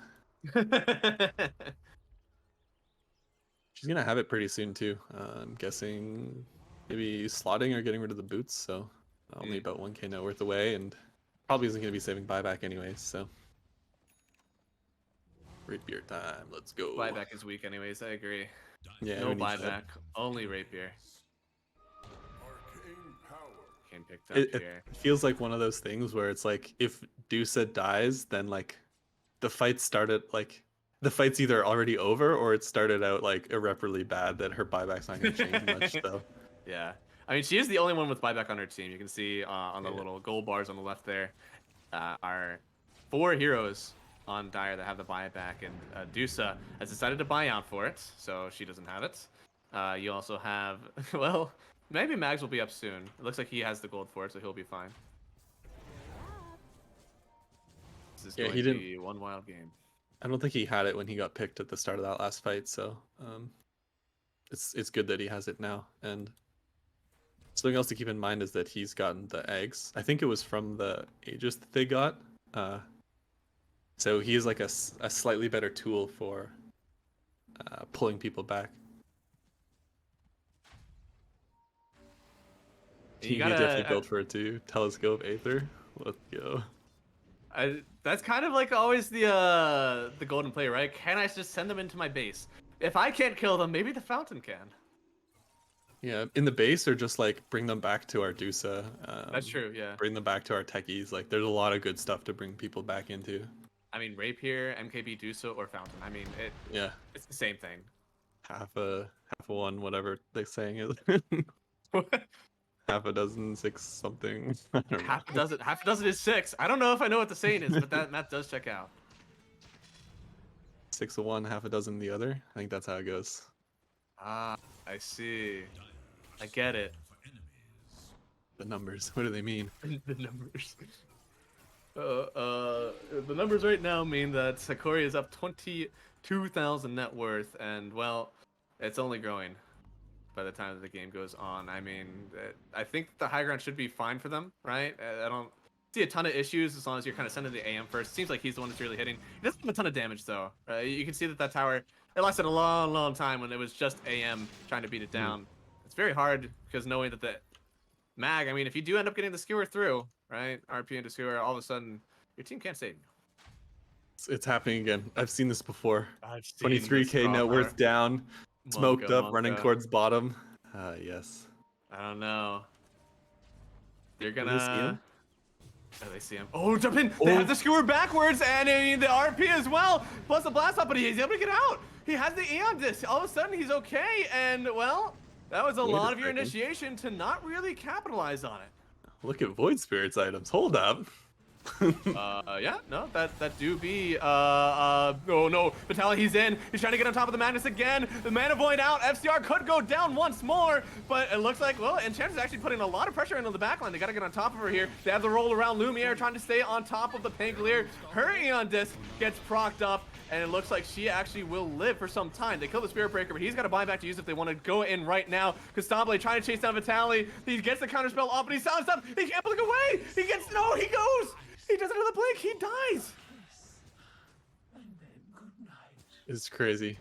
The Wind played that so well. She ran through their whole team. I thought she was gonna die, but she had the Aeon Disc ready to like build. Like she had it unblocked or unlocked or whatever. So she locked it at the perfect time after the kill. That's crazy. Sec XD. Yeah, I mean, oh, you're feeling the pressure now, right? I mean, if you're Hokori, what the hell has happened? Yeah, I guess it's like they're trying to fish for kills around the Dusa, but it's like they're playing with fire where they get too close to the danger zone and Dusa will like 3-shot you. But that was, I think, quite large. Yeah, that was buyback on Mag, so I think he's probably their win he's like their win condition where it's like if they can pick him, then that kind of cuts the legs off the Dusa a little bit where you can just kite around her and you're not at risk of getting like brought right back into her. Oh, but they're buying back. They don't want this one to They're go. going for it. They are going for it. Yeah, I mean, oh, charging through. They have the vision that they need, but do they have everybody else? Charge through, finds FCR first. He's a big part of this fight. Gets stunned up though on Michael. He's gonna fall down on the Spirit Breaker. They do end up getting the latch. Gonna get FCR. He does go down. No buyback on the Magnus, and now it's an ulti used from the Deuce. They're trying to chase down Vitaly. He's just gonna blink backwards for a second. Alone is in the pit. Roche is very close to dying here. Uses the Manta. They need to kill him soon. He gets assimilate off. He goes right on top of Roshan. Who gets the Aegis though? It's Costabile. He picks it up. Lumiere goes down on the Windrunner. She has buyback, but you don't have this Aegis like the Deuce does. I don't know how did Dusa get the Aegis? That was some insane click timing. That was, yeah, definitely good for her. I don't know. Oh, can you take anything out of this? Surely you can. I mean, Magnus is down. That's my only issue. It's gonna be hard. I think they have to. I think they're just gonna look to like fix the map a little bit, hold tempo, and then they need Mag. I think for the Dusa. They need Mag to make Dusa feel comfy walking around with like no boots. Well, she's gonna eat a Moonshard too. She's capping out pretty soon. Oh, the anti-mage finds her. Okay, I mean, they go in. Oh, okay, that Mana Void is... Can they do anything afterwards? No, they're just leaving. They just got the Aegis though. Ooh, okay. Okay. Well, Oh, Medusa, my Medusa. That is... I mean, she's now, you know, you can focus her. She doesn't have Aegis. This Rapier, if you're able to focus Medusa and get the kill, all of a sudden, then this game turns around for you. Oh, Pop-Tart, my Pop-Tart. Are my buybacks just the... Okay, so it's Win, Pango, Techies. Oh, Lord. none of I the do so- high net worth heroes have one. Yeah, nobody who really needs it that much. Oh, okay, well, I mean, Alone does still have his Rapier, so it's not like they're shorting the damage. Aeon Disc available if he wants to pop it in for something. I guess he'll just pop it in during a fight. He actually deals so much damage. That's crazy. 700, and then He is. like those are like I think the step crit plus that. Like oof, Oh, oof. death crit, I'm stuck. Dude, what the? That's a lot of damage. Holy. I feel like if you're like a support ench or something, you're just like sitting there, you're like sweating, you're like, if he sees me, I'm dead. Yeah. He steps in, steps out. 2,000 damage. Oh, what are they All gonna right. do here? It looks like they're setting up bottom again. Want to try to take Historically, this another has gone fight. well for them. Yeah. The bottom fights. The bottom fights grouped as 5. These always end up good for them. For some reason, though, if they move the fight up into the dire triangle, it goes bad. Anywhere else, it's over. Yeah. Actually over. Play Dude, into this their Ench, strength. dude, that's just a nullifier. That's pretty epic. Oh my Is lord. the There's a wind? Oh, she does have the not dispelled, but it's still solid. Especially with the Aeon discs. Like Yeah. they're kind of relying on these Aeon discs to survive the like mag jumps. So pretty solid, honestly. Yeah.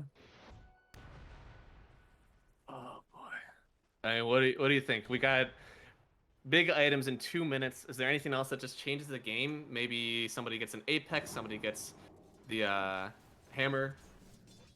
Oh, like broken neutrals? Yeah. I don't know, honestly. I feel like there's definitely going to be some neutrals that come out and it'll be strong, but I think like the nature of the fights, it's more about like how the teams are like positioned and how the fight plays out, like essentially around Dusa. So maybe items that are like positioning or initiation will be like some more impactful ones. Yeah. So that is, what is it called? The oh lord. It's the hammer and blink. It is blanking on me what it's called. I haven't seen Yeah, it in a while. Oh my goodness. Fallen, whatever. Fallen Sky. Yes. Yeah. Fallen Sky. That one might be solid. I feel like if Meg wants like he could get like a cheeky like the cast range one maybe would be fun on him, or like the strength one that lets him just like sit in a random tree so he's like unnoticeable. Because like pretty much everyone but Dusa just needs to like survive and play around, and everyone on Hokori just wants like positioning and burst slash initiation. It looks like both teams have decided, yes, let's go for the 60-minute items and see what happens. All right. Yeah. I mean, gonna be up soon here. Is anybody stacking, being cool, or are they're just Oh, killing they everything? actually Okay, look they're gonna like, stacking agents. Yeah. yeah, they know.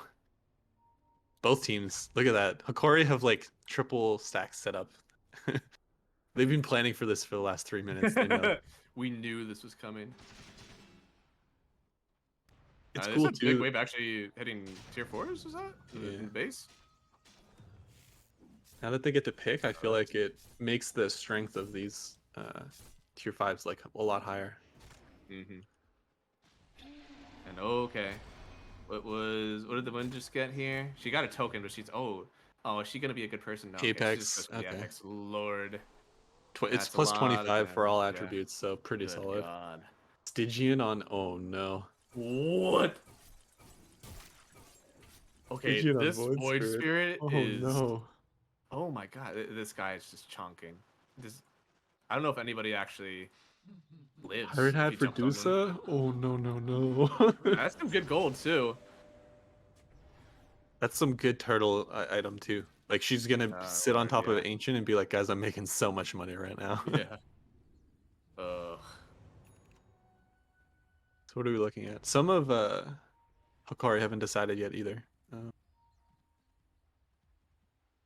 Giant's Ring for Undying, that's fun. I love Giant's Ring so much, just being able to free walk. So You just fun. like, yeah. And you're already like crazy strong, right? Like nothing, yeah. Yeah, not like you're not doing it for the strength or for any of that. You're just doing it because it's fun to free walk. True. At least maybe that's why I'm doing it and I'm dumb. But free walking and being big is the best True. things. Always good. Looks like they also, who was that? Oh, was that just money? Yeah, okay. Everybody already has their shard now. So nobody is doing a whole lot afterwards. Oh my Dusa's up God. at 48,000 net worth. She is quite farmed. They're going for Book of the Dead. Is it for the necro units? What's the? They have 2 of them. What? I guess that's how they're gonna keep waves pushed. Do they have like a? I'm trying. I haven't seen. I haven't seen them in so long that I forget what the abilities do. Archer or Dispel, and then it's just damage, right? Yeah. True Sight, Last Will.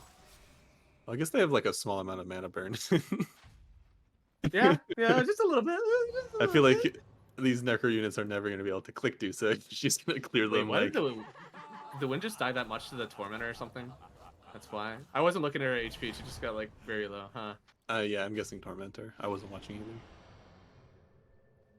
Well, I mean, this is a hype ass game, man. Hokori, Yeah. 18,000 net worth lead, but it doesn't feel like they're like that, Cool. that far up, right? Spearbreaker, he got force boots. He's gonna be so Okay. quick. He is. Whoa. I want to see him charge. Charge something, my friend. Charge. Show me the speed. He still has Tranquils too. He's got room to get faster. Oh, he's got a lot of room to get faster. He's building items for the game and not just to run quick. Aww. Why? Where's the Wind Waker? Play.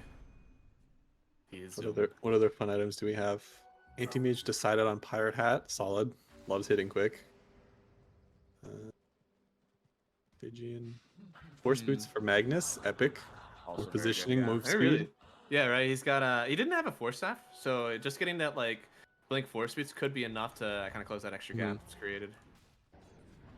Oh my god, the Enchantress has decided to be a core. Oh lord. You get the Pirate Hat. Or maybe Jeez. it's like the ultimate support move where you're like, it's just like the better version of Philosopher's Stone. Yeah, it is a ton of gold. I guess if you're planning to turtle for a while, like maybe that's actually the play. I suppose so. They're gonna wait for Aegis, I think, and then look to go for it. I don't think Hokori have really any more like items or slots that they're waiting for. All their heroes are pretty kitted out.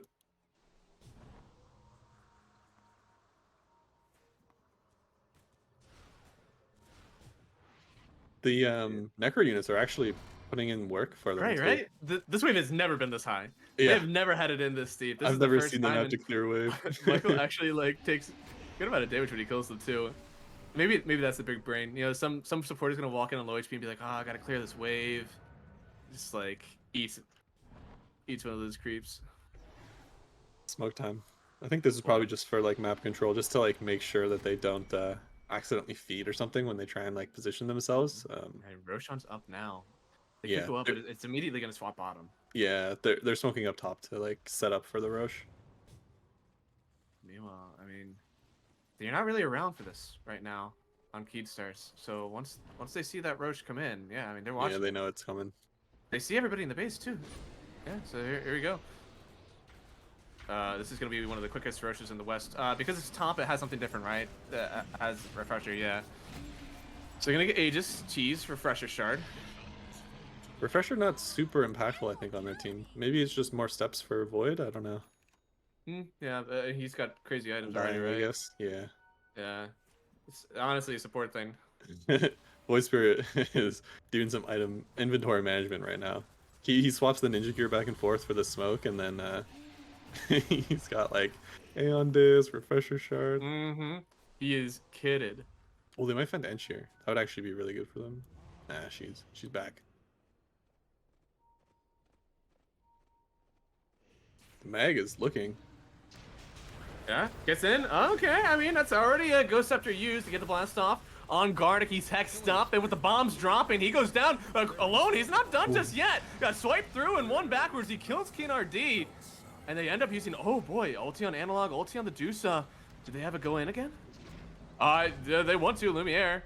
Okay, doesn't actually get The base is safe. There's a lot of bombs, good vision, and the threat of Meg, I think, skewering for like what seemed like an eternity, bringing them back to the base. So. All you do is trade support for support. Well, I hope Infamous didn't want to play at 9. Bit of a wait. Yeah, this game doesn't look like it's gonna end quick because it's been long enough now that everyone is buyback as well. So yeah, it's either gonna be one really big long fight or a small skirmish that pops some buybacks and then resumes a bit later. Let Bara go. Where's that man? And they've got themselves what? Everybody buyback. They've got an Aegis. They've got a Cheese. how are they going high ground? I mean, if you're this don't know. team, you're like you're in a winning position. It feels like you just got the Aegis. Yeah. How do you end the game? These necro units are actually shoving the lanes so well. What? They just. You gotta be careful with that. Those tier 4s are exposed. It's crazy because the whole team's locked in base on Radiant, but they still have lanes shoving all the way into base, all the way into the Dire's base. And the necro units have a lot of lane control value. I guess that's why they clearly had some foresight on this. It's not often that you see these tier 5 items come out. I guess they're sitting like, yeah, you know, if we're able to push the wave like this, then it's okay. Yeah, that's why I was. Oh boy, surprised jump through! when They get the about it. nullifier on the AM. AM's down. Okay. I feel so hard to get kind of hyped up on this one because all of a sudden the game just, I don't know, did anything change? Nope. Well, now we gotta wait 2 minutes for something to happen. That's a change. Big That's change. definitely a change. Is anyone like truly capped out on money? I think Void Spirit's pretty much there. Yeah, I mean, at this point, yeah, kind of what the Moon Deuce is Shard, doing, right? You're maybe? just gonna stash some Aegises, maybe. He might buy like a Moon Shard, but like it really doesn't add anything to his kit. Yeah. Cool. Oh boy, only 14,000 net worth lead. They're coming back. This is I think when like support. This is when it's fun to be a support because you start actually getting like, you get core money, so you can kind of Okay. start like playing your heroes in fun ways and stuff. Like Ench, for example, has like some Of course, crazy. everything, yeah. Yeah, she's got the scythe. She's got the nullifier. Like she's looking to lock down some heroes. What else? Techies. He's got a scythe as well. Dying's finished Shiva's up. Shiva's halberd. Hmm. They're going for it. The Deuce is out of base. I repeat. Who's left? She Oh. has Moonshard. She Eggs feels with like her. she's about as powerful as she's going to get. She's still though, if you get on top of her, you know, with the Windrunner, I don't know. You kind of, I guess, focus down FCR still, right? His counter initiation is really the issue in this game. Yeah, the issue is that like you can't really just jump on Dusa in a vacuum because there's like a Pango and a Magnus just like in the vicinity. So it's like, yeah, Yeah. I'm gonna get stunned if I try and kill her. too. Yeah. Oh lord. She's got she's got the presidential escort wherever she goes. Yeah. Keeping her safe. But keeping it's how things, they- secure. That's how you win this. She's clearly got some big damage. A lot on the shoulders of Gustavole here. It's game number 3. Cade Stars versus Hokori for the NADCL. This is just the preseason invitational that's already this hype. And I don't know. It still feels like anybody's game. There's no megas on the board just yet. It feels like maybe that would have iced it over for Hokori, but we'll never know. I think maybe like Megas like a while ago, but like it's Dusa. Like she can hold against them pretty well, and she's either going to be standing in base waiting for you to run into her or trying to walk down mid and ending the game after that fight. So One of these teams has to play a series after this. That's a very good point. Both teams are losing either way. I will say, it's going to feel really good for you if you win this one now. There's a lot of heartbreak that happens whenever you lose a game like this that leads on to the grand finals. It feels even worse whenever it's a 70-minute game. Both teams feel like they have a chance to win it. I think especially for Hokori, they carry a lot more of the embarrassment on this one because they had such a winning position for the entire time. They were owning early on. And then I think we talked about that bottom fight where all of a sudden things just kind of turned around. There's a few charges that maybe sectioned off the Spirit Break from the rest of his team. You had Windrunner go down early and some fantastic play from FCR on the Magnus. And all of a sudden you catch yourself in a tie ball game. yeah, it's crazy too because Dusa started the game like 1-8. So like it's not like she started off in a powerful position, but even like the rest of the heroes on the team, like no one's really popped off. They've just like played very well together and played very well around Dusa. Like FCR, who's made some like huge plays, making another. Yeah, Oh I mean, my goes God. in, Windrunner found, nullified, and she's out of here. Lumiere is down again. And what do you get out of it? So long. It's so large. He's just taking and kidnapping.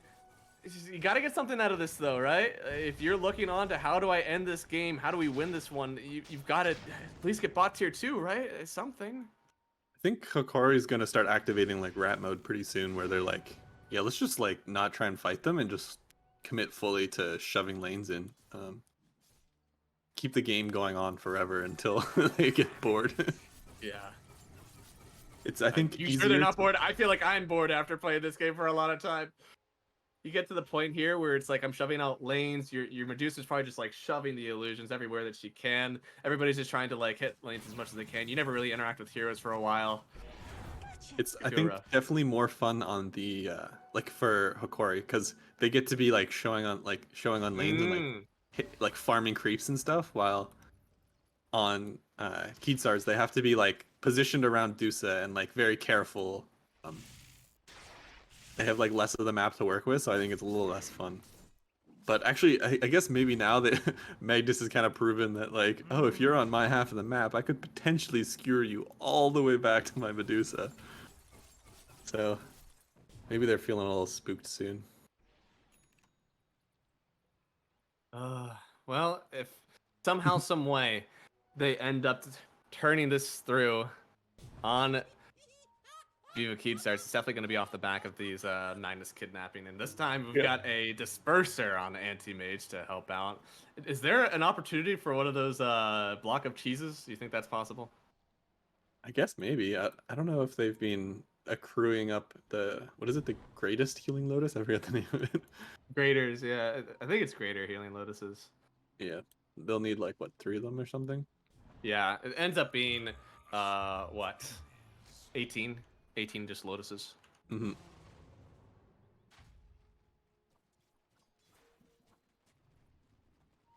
They are out of the map. Like they're out of their base as 5. Oh boy, that's okay. Now that is probably the most aggressive move we've seen in this game. That's really close to their base, FCR. Sure, you probably get them into your fountain from that range because of how long your skewer is, but it's still a very aggressive play.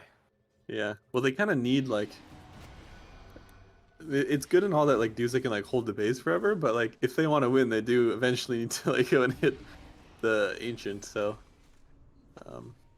it's scary, but they gotta venture out of their home. Keystars are definitely playing not to lose, and as you see in the base, the techies has set up a war zone in the base. So even if you do make it in, it's gonna be hard. Yeah. They're doing a pretty good job. I see them like send illusions into the base to try and clear out some of the mines every so often. See. Another Roche is gonna spawn. Yeah, they're gonna get another Roche. Maybe this will be their chance. Gardic lost a courier with an Eon Disc on it. Focus fire up. I mean, Gardic only has 24,000 net worth, and he's quite poor without that Eon Disc. True. Oh, wait, FCR, FCR! Okay, they already got the agents, but they get the AM. X'd up, stunned up, he gone! AM! 100 seconds, he's out of here. Just so lethal. He can, like, the range is so high. So much. Literally out of the grasp with the rest of his team. Takes the AM away. Look where Gardic is. He's hiding. Gardic's like, not me. Please don't take me next. Manages to like make it clip back, off though. the map. That was funny. I love Giants Ring. Okay, they don't have Aegis. Dusa is definitely like actually capped out right now. I think she has like a backup rapier in base too. Yeah, she does. She's a backup rapier in base in case she ever dies. Just in case. The backpack bots and refresher orb. Fully slotted. Oh, okay. Kidnapping time. They get the Undying. He doesn't get much off here. He finally walks out of the minefield, but on the inside, they got the techies, and he's out. They did buy back on the AM to make this happen. If you can evacuate on Keystars, they'll be, of course, happy with this change, but again, it doesn't feel like you're gaining much out of it afterwards. They don't take anything on the high ground. They don't really get any other heroes. They just lose their techies, and they'll TP back. It's funny that like Undying was the like every other kidnapped hero just like got murdered. But Undying was the one that lived. He do be thick. He's Yeah. got Shiva's Halberd. He's got a Giant's Ring. 6k HP Undying, by the way. And I almost thought that we were going to feel the impact of that Courier dying with the Eon Disc on Courier, but no. No, he didn't. Need it.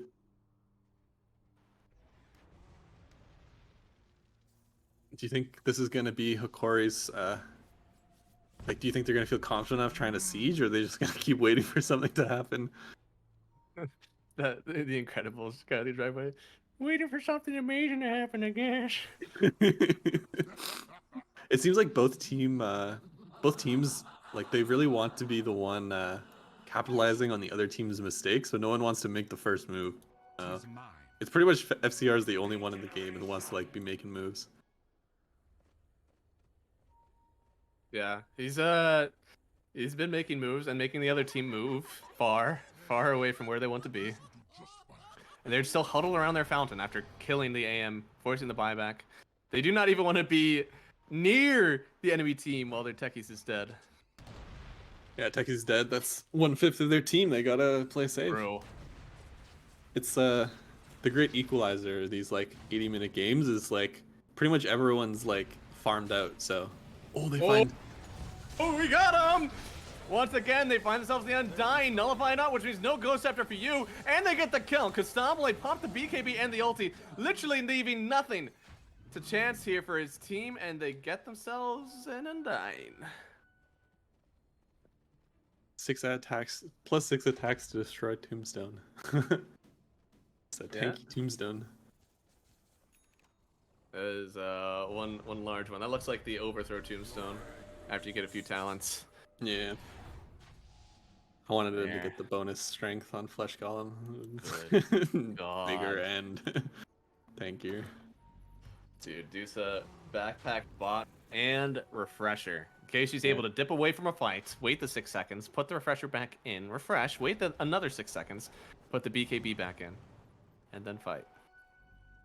Yeah, I think it's mostly for like after a fight, where it's That's like true. they just like want to fight. She gets to like reset, go gain.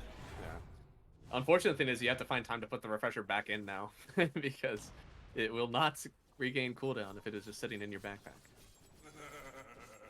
Oh yeah. So you gotta like use it and then be like, are we done yet? Can I put it back? I hold on to it? And they keep having to bring heroes back for this bot wave. This is buckle up, boys. This is gonna be a long one.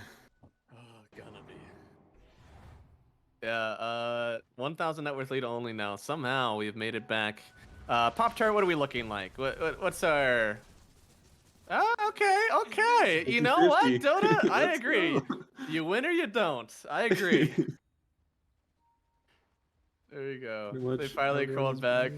At this point, this is probably one of the biggest comebacks of the entire tournament, if not the biggest comebacks of the entire tournament, just for them to make it back to 50-50. Now, the bigger comeback is going to be Keydstars if they are actually able to pull out the win in this one. Now, we've seen some fantastic kidnapping from our Magnus. However, you have to get something off of the kidnapping. Yeah, it's hard because now they're just playing Hokori's playing very carefully around the skewer backs there. Yeah. I mean, at this point, they haven't actually done anything after they've gotten the send back. I think what you got to do is you get the skewer back on Undying again, except for this time you RP him and you pause the game and you just send ransom notes over to Hokori. Okay, we have him. Okay, you don't know what we'll do to him unless you just stop right now. Go into your fountain, all right, and he lives. Oh, is something gonna happen? They might jump on Pango here. He was too careful. All right, well, never mind. Nothing's guys. happening. Set the timer again. 5 minutes. We'll try again. Wipe it up. Wait for next rush. Try again. Next rush. Well, they're gonna top of the deuce in the mid lane here. Constabile is notably alone, Oh, and not the Void Spirit type. FCR getting charged up here. Is able to get the nullifier out, and well, he wants to turn this through, but he's taking so much damage already. Gustavo is going to make some work with the ulti and shove people back, and they have the Windrunner, sending her back, and look at the rain of arrows from the Enchantress. She's doing so much damage, but they end up killing Lumiere. He's going to buy back, same as King RD. It's another ulti from the Medusa, but she's losing so much mana. She could go down, they get the kill. She has buyback. There's Rapier on the ground for the Medusa. Analog falls as well. Everybody's trying to come back from Keystars, but their team is gone. Everybody will have to buy back for this one, and Hokori find themselves a 5-for-1 engagement. They did buy back on their Windrunner, but now they've taken a Rapier. Thankfully, the Deuce, of course, had one sitting in the fountain. And well, FCR trying to make something happen while there's a gap in the play. They get back on the Undying, has the Ghost After, but still nullified and puts himself in the tomb. He'll outlast the nullifier, and oh no, he doesn't have an opportunity. He still had it in his backpack. Another tomb will drop. They lose another hero, and you know, Hokori, I'd like to say that they'll buy back and try to take advantage, but I think they're waiting 90 seconds for the Undying to respawn. Yeah, this is a big chance for them though, because the whole team of Radiant is on buyback right now. So any kill, even if they have to like buy back and die for it, is going to be worth it for them. That was a slick play though, putting the tombstone down, bunkering in. Yeah. With the nullifier, you can't stop that one with nullifier. I spent like half the fight mesmerized by just how big and tanky the Undying was. Like the arrows were coming in from like Enchantress. Oh which yes. would normally be like melting a core because they're like pure damage and stuff, but like the man just has 8k HP, so he doesn't take any damage at all. No. Oh, they get the. Oh no, they get the RP! All of a sudden, you maybe turned around and he tried to get a kill on the Pangolier, but instead alone, he gives up the Rapier! He gave up 2 Rapiers. Oh, okay, KJ, put that back! The Void Spirit has like 14,000 in the bank though, so he can just buy some more Rapiers. Oh my god. Say break. Say bathroom break, please. I need this, Gustavo. Please.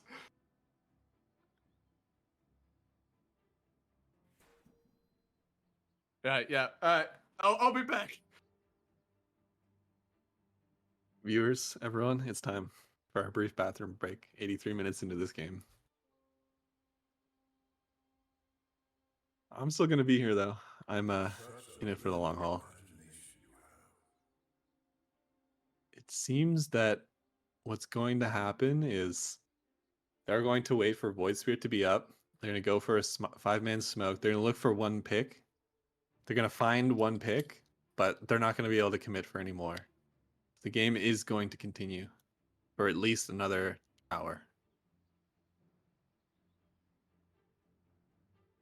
See if there's any big item changes. Spirit Breaker's getting slotted up.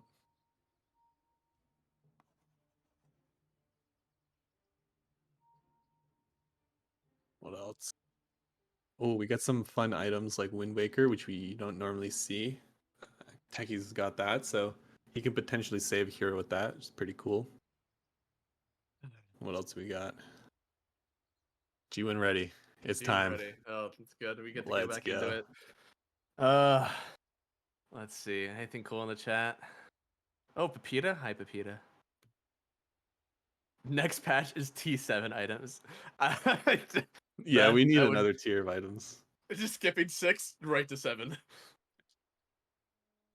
We need something that just like a Dagon that one works shot with an the enemy hero ancients. at the cost of your own, you know? Yeah. Mutually assured destruction. Like doubling 3 points in dagger on co-op. Was that this game? That wasn't this game. That was last game. They're all blending together. What do you mean? It's always been this game. It always will be this game. Because they tied up the first 2 games. It's basically like a best of 1. Oh, I just mean it in the fact that this game's never going to end. We'll be here for all of eternity. It will, yeah. Somebody did say 83 minutes. As long as nobody else chats a time, I think we'll be fine. Because they said that's the 83. They got their 83, and it's over. You know, nobody else said anything. At this point, you know, you're in the zone. I feel like after you take a quick break like this, right? You just try to dive your head back into it. You got to get in groove again a little bit. Honestly, it doesn't feel like it's always that way, but sometimes you're just like literally so buried in the game. You've been at it for 83 minutes. There's like some sort of quick break, and you're like, oh, like I've Hmm. arched my backwards. My hands are off the keyboard. You probably can feel the carpal tunnel settling in. And you're like, oh, I need to go back to playing Dota now. I think like it might have gone like past that point almost, where the last like 20 minutes have been pretty like stale, where nothing's really happened. So like the players have gotten bored, and their brains have kind of like turned off a little bit. But now after this reset, like Void Spirit's gonna come back, respawn, and he's gonna be like, everyone on his team's gonna have taken a bathroom break, they're reset, ready to rumble, and they're gonna be like poised to end the game. Yeah. Like they're I hope so. they're ready. He's gonna come back, they're gonna group up. They're definitely not gonna wait for another minute for Roche. They're just gonna go and end the game. If only saying it made it true. I just want Techies to put more bombs in the base. I know, right? Literal war zone over here. I just went to Gettysburg today, and still, that was the second biggest war zone that I've seen. Only second to the base right now of Radiance. All these mines all over the place. I like being able to look at the base when it's all lit up with the little icons. Mini, Christmas it's 11 tree. p.m. here in Brazil. I just want to play. See, this is actually the big brain play from both of these players. They've actually just DM'd each other. It's like, if we can keep Infamous up, all right, we just keep them up a little bit longer. Whoever makes it through, They're gonna get tired. they'll win. Yeah, we just win the game. All right, they definitely are waiting for Roche. I lied. I'm so sorry. Dude, I like how like there are so many rapiers in the game that just like, I don't really care. You Yeah. can just leave it there. I don't want it. I'll pick it up later. Yeah. Everyone who wants one has one, and anyone else is buying defensive items. Hex on Wind, very spicy, and a refresher. Ooh. Okay, Roche is coming back. Let's see how long it lives. 17k HP. Oh my god. 60 armor. This is a 78% physical resist Roche. 17k HP. This is a thick Roche. Wait, what does it drop? Greater healing lotus? Or oh no, someone dropped that. I'm out of it. Alright, so does the AM Where's the just have cheeses? Does the AM just have this Bloodthorn like for Roche? Or is he keeping that in instead of the Satanic actually? Like he's actually gonna keep it for fights. Maybe it's the Magnus answer. I don't know. It could also be a way to like pop. I suppose, yeah. I don't know. It's good damage. I think the one part of Bloodthorn that's sometimes overlooked is the like spell damage that it gives you, and the True Strike. So might be his like MKB type item. How many Eon discs are in the game right now? There's let's see, one, two. All right, 2 for Radiant, and for Dire we also have 2. So it looks like it supports. Good lord, this minefield. Oh Beautiful. my god. It's beautiful. We're definitely making it to 90 minutes. There is Aegis on win. All right, we are currently 2 minutes out of it, and oh boy. They have like what? Like, don't they have like a small buyback window? Yeah, 2 minutes right now. They have 2 minutes where they have Aegis and the enemy team doesn't have any buybacks. So Yeah, I think if push it right, push it to the limit. if there's a time, it's probably going to be now. Oh, you know, Lumiere he is not a support. I remember it being a support win last time. This is a core win that has the Eon disc. So, Spirit Breaker's like, I don't need that. Dying? Not me. He wouldn't do that. He's too quick. Okay. Honestly, yeah. I mean, you got to use your items to just grab racks and towers. So I'm about it. They get themselves a single tower. That was the first half of the Aegis. big Please, change? for the love of God, please don't do this. Go for more. Push now. Yes, SCR, now. tell them, please. You know, that might have been the big development. Okay, no, tension's building. Something's definitely gonna happen. I think they Uh, are tracking the buyback status, and they're like, guys, we got a minute. Let's. please. Oh, bring him Kidnapping, back. kidnapping! They've gotten the Wind Raider. She gets nullified. That means that only the Eon is can walk really through it. nullified. Her wind run is still pretty good. She's trying to hide with the invis, but they get the first kill on her. Do they have enough to follow up afterwards? She's gonna respawn here, and she blinks away immediately. Mm. Well, Wow. we'll get him next Roche. We'll get another building. Maybe they should they should have like a function that like decreases the Roche respawn time as the game goes longer, so that there's like more and more Roshans, you know? Pop-Tart, what Past do you think 60 the minutes. ethics are of one of us asking them to just end the game? Do you think PPD would be mad about that? No, we want this to continue. I want to see Undying get bigger and tankier. That's true. He's still got like some slots to work with, you know? Yeah, he can suck up his eggs, and then finish out this. I mean, is he going hard or the Ghost Scepter? I mean, with this this He could I finish don't hard. know. He could finish hard. I don't know why he's not. I want Yeah, him to, but like 'cause he the has gym is HP. really clouding his inventory right now. He doesn't have room for both the heart and the Ghost Oh, I Scepter. see, I see. Yeah, he needs the upgraded eggs. Yeah. So I guess you definitely just finish out. Okay, he's finishing out the Ags, and then he'll put the Ghost Scepter up in there, and then he'll finish out the heart and just have it for whenever. Maybe if he loses a gem, then he just has a heart to put back in case. Back apart. Back apart.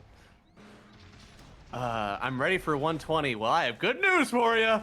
We're there. It has been 120 minutes of, well, it's been 90 minutes of thrilling Dota, and then 30 minutes of somewhat thrilling Dota. Still, just in a different way. It's like the economic type of Dota, the map advantage, the gold change, the creep wave positioning, you know? I guess 60 minutes. What? I'm losing my mind. 60 minutes and then 30 minutes, not 90 and then 30. That would be 120. That'd be a lot more. Oh, we are going to 120. Don't you worry. I think. I guess I see 120 and I think like 1 hour and 20 minutes, which is well past the case. I think people are pretty much slotted up, right? Like, no one has any There's more. literally items to is the build. rapier still on the ground? Is that still around? No. Okay. Somebody picked up. I wonder if Void's Oh, actually Ench. picked It was up. Ench. Still his. Oh, it was Ench. I Yeah, thought Ench Ench already did. had picked one up. I don't know. He had I'm already assuming picked one it up from was before. All right. Show me the items again. I guess after this fight. I don't want you to lose the last fight. You know, I've distracted you enough. I still want to keep distracting you, but I won't do it all the time. Let's see. Setting up here. There are some show people kidnapping. No, we have missed the kidnap. Oh, And Castabile, I mean, he just popped the BKB and the ulti. He's not exactly safe now. Everybody got to get out of here. And maybe a bit of an opportunity. Lumiere getting close, but doesn't actually end up committing. You can get Megas here, for sure. Jump through, alone, popping the BKB. This is purely for Rax damage. He takes 1 million damage to Castabile, and then he backs out because, good lord, the damage is large. did he get any building damage? Did he hit the range? I missed it. He got some, yeah, on Okay, range. But progress. well, unless they wait long enough that it heals back. Or no, I guess it's melee that heals back. Range. It's ranged, yeah. Unhealable damage. Unhealable damage. We've made progress. I might go again when Void Spirit regens. He's got the hard done on Undying. I want him to ult. I want to see. Good. His regen is actually crazy since it's percentage based on it. Vitaly, do not take his Oh, creeps. he hit 32, so he has the Flesh Golem strength bonus. Oh lord, okay, Ooh. they did try to kidnap, they RP. get the RP, also the nullifiers and no Eon Disc, and they will, no, he bunkers himself! Clicks the tombstone, he's in the bunker! He gets out and immediately dies to Analog. He will try to buy back into this one. Dusa is standing her ground, but she loses all of her mana. She's gone, she has to buy back into this one. Vitaly was right on top of it, and they have an 8 rapier on the ground. He doesn't even want to pick it up. He ain't need it. It's Wind Waker going out and needs to go back in because comes back on SCR just in time. And dude, Enchantress is beating into the anti-mage. He's gonna back out of this one, but he drag him back. SCR is kidnapped once again, and Enchantress finishes it off. They get themselves another buyback on the anti-mage. So, yeah, thank you, Pop Tart. I appreciate that. Dusa, the Mag, the AM, and the Wind, arguably 4 of the most important heroes in the game, have just used buyback and are vulnerable. Yeah, the most important is then dying. He had 12k HP that fight. I don't know if he did much, but he had a lot of HP. That's a big target. Yeah. Pretty soon he's gonna be able to fill up the screen and just end the game that way.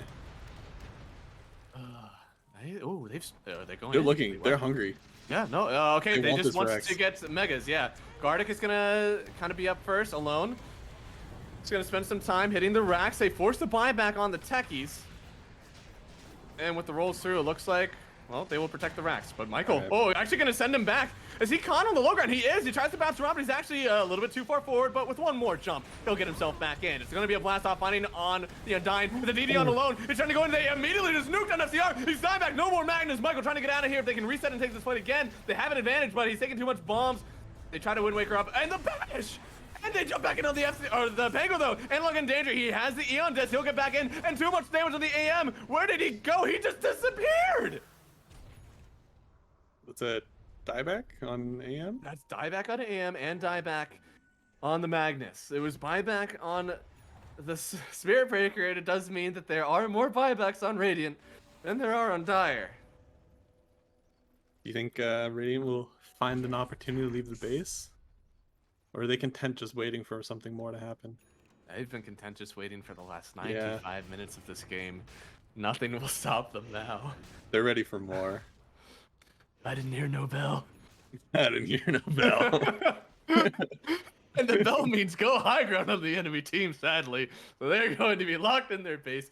KNRD will once again ready the wall of mines. So I'm thinking the prediction now is less about who's going to win, but when. What time? What's the clock time do you think that it's gonna end? Good lord. I mean, well, we're at 100 minutes basically at this point. What changes? I'm trying to think through like what changes in this game, and I think it's probably Megas. Megas are gonna be the thing that is like the great decider. A BKB jump in from the Void Spirit again to try to take these down, and he does so much damage that you don't really need him to like have creeps with him. He just needs to not be a fort. It's also double Rapier on the Dusa now. She has foregone the Manta. No more Dispel for her, which kind of makes this Orchid, or I guess Bloodthorn from the AM, a lot more meaningful because you have to pop the BKB for it now. Oh, Halberd is only on the Void Spirit as well, right? I don't think anybody else has ones. Okay, well Spirit Breaker also has one. He has one backpacked? Yeah. And so does, yeah. Undying actually has one. Okay. What do you think? Like, she is damaged. They do a very good job. They're quite literally two different lines. We have one where it's like, oops, all cores. And then Keystars are like enabling this carry. Hokori will get themselves another Roshan here. Aegis, and KJ has died to a Tormentor and lost her Rapiers. What? You can't Did you accidentally like hit them twice or something? She has to buy back. Oh my lord. No, that's and good. On the way stops to get the dig. I think that's a good buyback. She's putting it on cooldown. So, I mean, she needs the buyback. We're like, why on earth did you kill yourself? Why? She thought she could kill the Tormentor. It's sneaky because they scale. I wonder if she didn't know like that it worked like that anymore, where like there was a range. I don't know. Oh, I see a replay of it. Alone, walking up to see if there's any random rapiers lying around. Seems that there's not. And now there is only buyback on the Pango and the Void Spirit. Anybody else who's dead is dead. They won't Dave Filoni their ship back into the next episode. They are gone. This might be it. This might be the racks. I don't know if it'll be the game, but this is gonna be the racks. It is never going to be the game. I won't see game until they're GGs. Until then, I won't believe it. What was your number? When's the game ending? 110. 110. Because I think that they're going to get to the racks soon. Yeah. And then they're gonna get overwhelmed, and they're going to die. It's just 10-minute intervals. Jump through.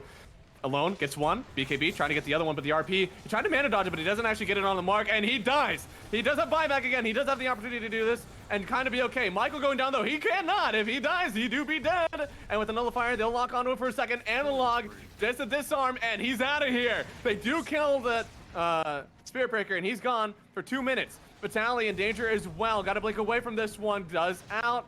And in the trees. Whoa! Oh my god! That TP is insane. You went over him somehow. What? Okay, so big change. Ranged Rax is down. Yes. I'm thinking 120. I want it to go the distance. It's gone the distance. The distance has already been done. I don't think we reached it yet. We don't think Is so. everyone level 30 now? I think so, right? Oh no, there's still some level 30s. How in the Okay. world is FCR one of the people that is not level 30? What? What is his He's next got to talents? he's got to be in position. He's got to be ready.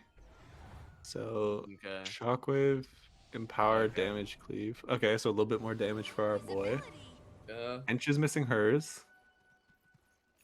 Oh, and the techies. Where's the the techies techies. moon shard? The techies could be a core still. Why on earth did he take proximity mine's activation delay when he could have 250 damage building a moon shard? You mean 252? Yes, sorry. That was because of that, like, all talents had been, like, decreased by percentage or something. And they just, like... No, it's because they wanted him to have higher than Tide. Tide at 250 or something. Alright. Well, they're actually going for the 100-minute mark. Got bad news for you, Pepita. Well, I guess depending on what you look at. Good news.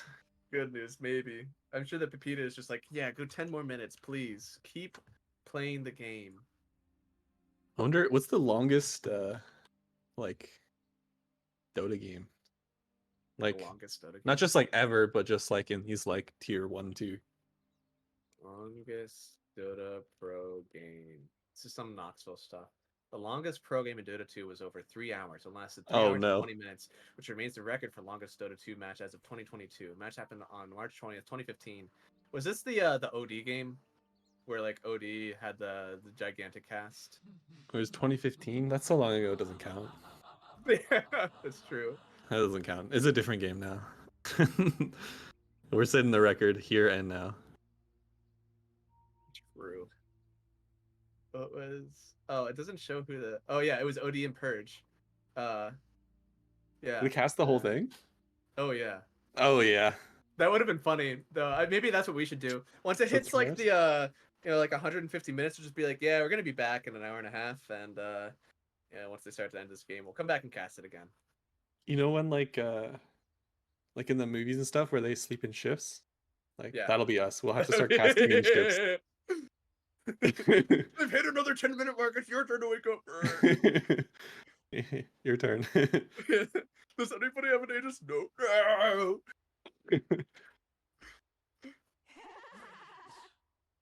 Oh lord. Yeah, I mean eventually they're just gonna run out of pause time and eventually somebody's gonna disconnect and there's just gonna be like there's actually either going to be like a mutual like, oh, we'll just stay in our fountain until he's back.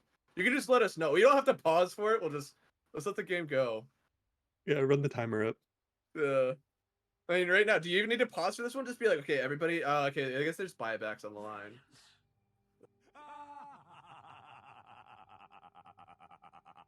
If there's nobody alive, I think you just like sit in base until they're back and not use any of your pause time. Truly efficient.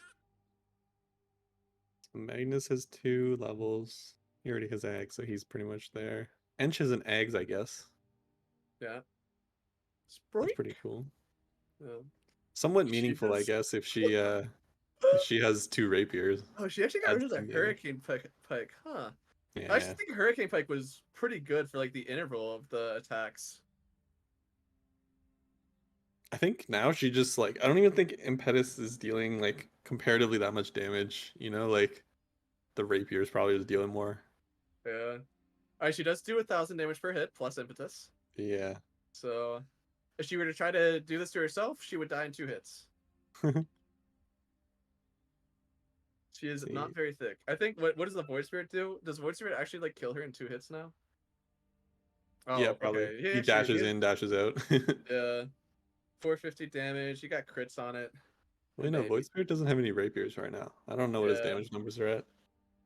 He's not crazy high. He does have 16,000 gold to work with.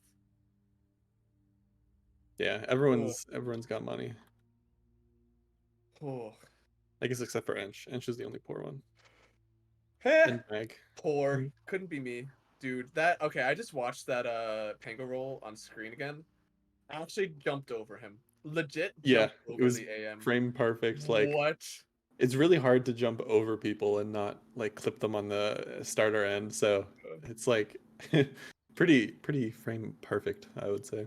It's like the VSJ clip where he was like glimmered or something, and he was in the middle of a wave. And there was a Pango rolling right at him. The Pango didn't see him, so he just accidentally hopped right over him. As he figured out. We're going the distance. Stop! Stop! The distance has been passed. These are all long distance marathon Dota 2 runners. All right. Gaimin and Dream League has an average game time of like 35 minutes. They are sprinters. They are the 50-yard dash. We're more of marathons over here. Yeah, we have. I was never much of a runner. I played soccer, which I guess kind of counts, but I never actually did like track and field stuff. Do they have tracks and fields in Canada? No, we don't have any of that. It's just ice. Damn.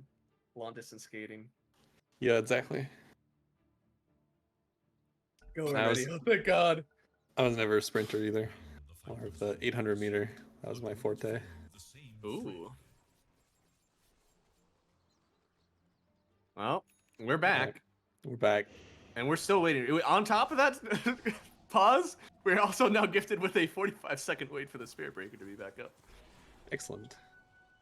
And let's see what the buyback's like. So probably another minute for some of the more important heroes to get theirs back. Looks like it's only Pango and Void Spirit on the left, and then everybody else just doesn't have it. Yeah. This Dusa's up at 72,000 net worth. I believe she's hit the mark where whenever we go to the end game screen, if we ever get there, I actually don't know anymore. But if we get there, it'll actually show a weird net worth. She's overflowed back down to 0. Yeah. I'm not sure if we'll have time this game, but if we do, I can explain to you why that happens. Oh, I'm just worried my that brain might be fried. I'm worried that the game might be too exciting, that we won't have time to discuss that. Wait, did they get the? Oh, I was wondering if they got the megas, but. No, yeah, they are still waiting. There's actually a rapier right next to it. Yeah, it's literally just rapiers on the ground. This is the most like battlefield type of thing that I've ever seen. Like the Keyblade graveyard is just scattered around, and looks like there's gonna be an AM body scattered around. Oh wait, he does not have buyback. Will it matter? Let's find out. For 20 seconds, he has his bag. Okay, he doesn't have it, and then he'll just have it. Oh. Yeah. Which means that they're not going to do anything with it. And so I want to be hyped for these kills, but it's just like, yeah, I mean, somebody died, and doesn't really matter. I'll be honest. It just doesn't matter. It means that that guy is put in timeout for 90 seconds, and he has to look and watch as the rest of the game is played until he's alive again. You think any of these teams like scale better? Oh, he's doing it! He's doing it! He's doing it! They have the... Oh, they know what he's the cliff! He got megas. Oh, thank God. He refreshed to jump farther. That was epic. And somehow FCR still almost got him. He was actually under a ward. They could have gotten him. But do you actually consider popping the glyph for that? I don't want to play against Megas. Megas are legit a different ball game. I think like at this point in the game, there's like actually I don't think we'll hit it, but there's like a diminishing returns on Megas, I think. Just because like melee creeps scale pretty close to them, so like, I don't think, I could be like very wrong, but like I don't think the game changes that much because Dusa is still going to be standing in base defending, and they're going to be running into the Radiant base to fight if they choose to fight, and then the game will be like won or lost in the Radiant base. So the thing that in my mind happens that maybe they win a fight. They buy back on Hokori, they die on Hokori, you want to go mid, but there's super creeps in your base, and you just don't know how to like. You have to deal with them now, right? Because mega creeps will overflow still, even against supers. And I guess if you're right, if they scale enough, then it won't matter, and they'll be fine. I don't know if Keed starts to even talk about ending the game, but if they do try to end the game, that will be now harder for them. It might be that like it might open an opportunity if Hokori like start getting on the back foot. It'll be easier to rat now because Megas plus exposed Ancient. But yeah, I don't think you can afford to fort for a Megas because you have the exposed Ancient, so you really need the fort just in case like something sneaky happens, like AM's just spent all game waiting to jump in or something along those lines. 104 minutes, Dodos, ladies and gentlemen. Would you say 110? Yeah. I was on the don't think 120 we're train, making so it there. I think no matter like at what time it is that we're looking at this game, because there's no Aegis that's been picked up. There's an Undying that's been picked up for a good time, taken back for a ride with FCR. Not a good ride. Not a ride you want to be in. Kidnapping with FCR is just not a fun time. You think it's like cool, get to go to Grandpa's house, and then he kills you.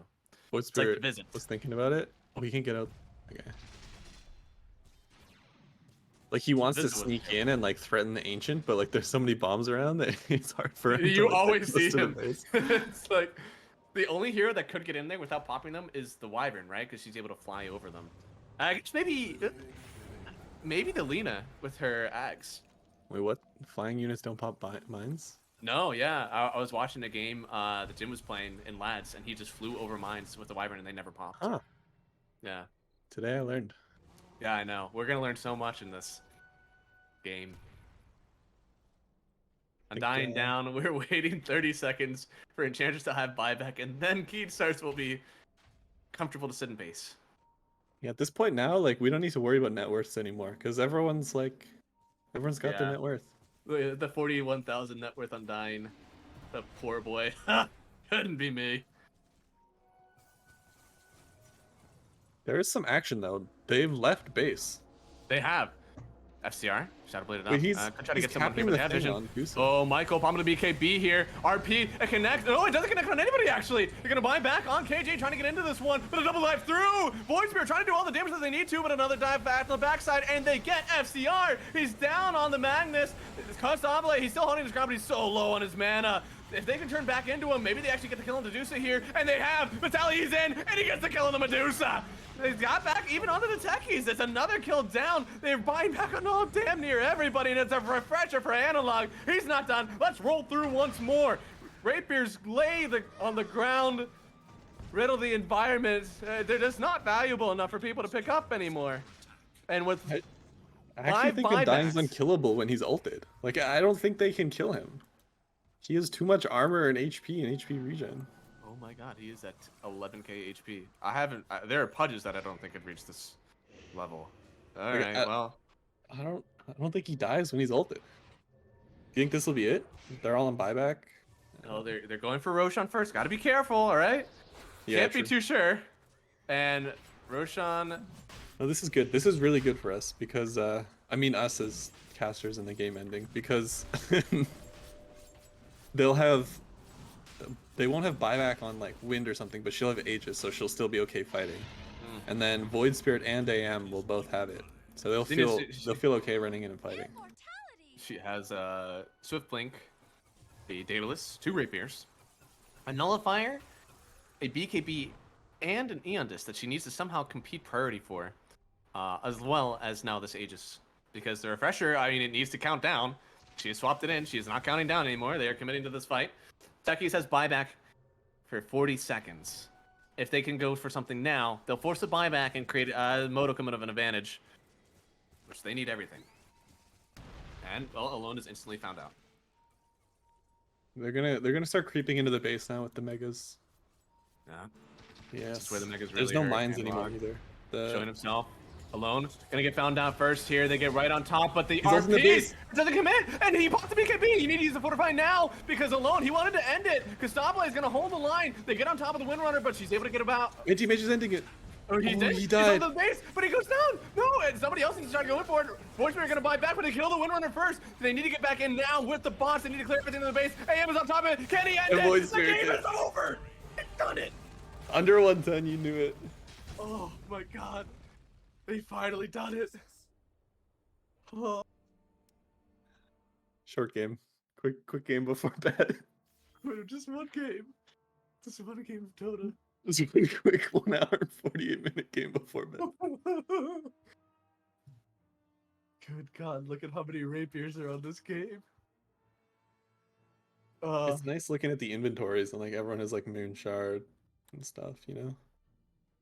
Got moon shard, eggs, everyone's got their shard, like nice looking inventories. A lot of people above 1k last hits, that's good. Dude, Guardian. Is it finally over? Have they finally done it? They've done it. How do you think their mental is going to be going into the finals? High? Not good. Not good? They're going to be sleepy? I think they're gonna be like, we just played so much Dota. How do we do it again? What if their next game goes long too?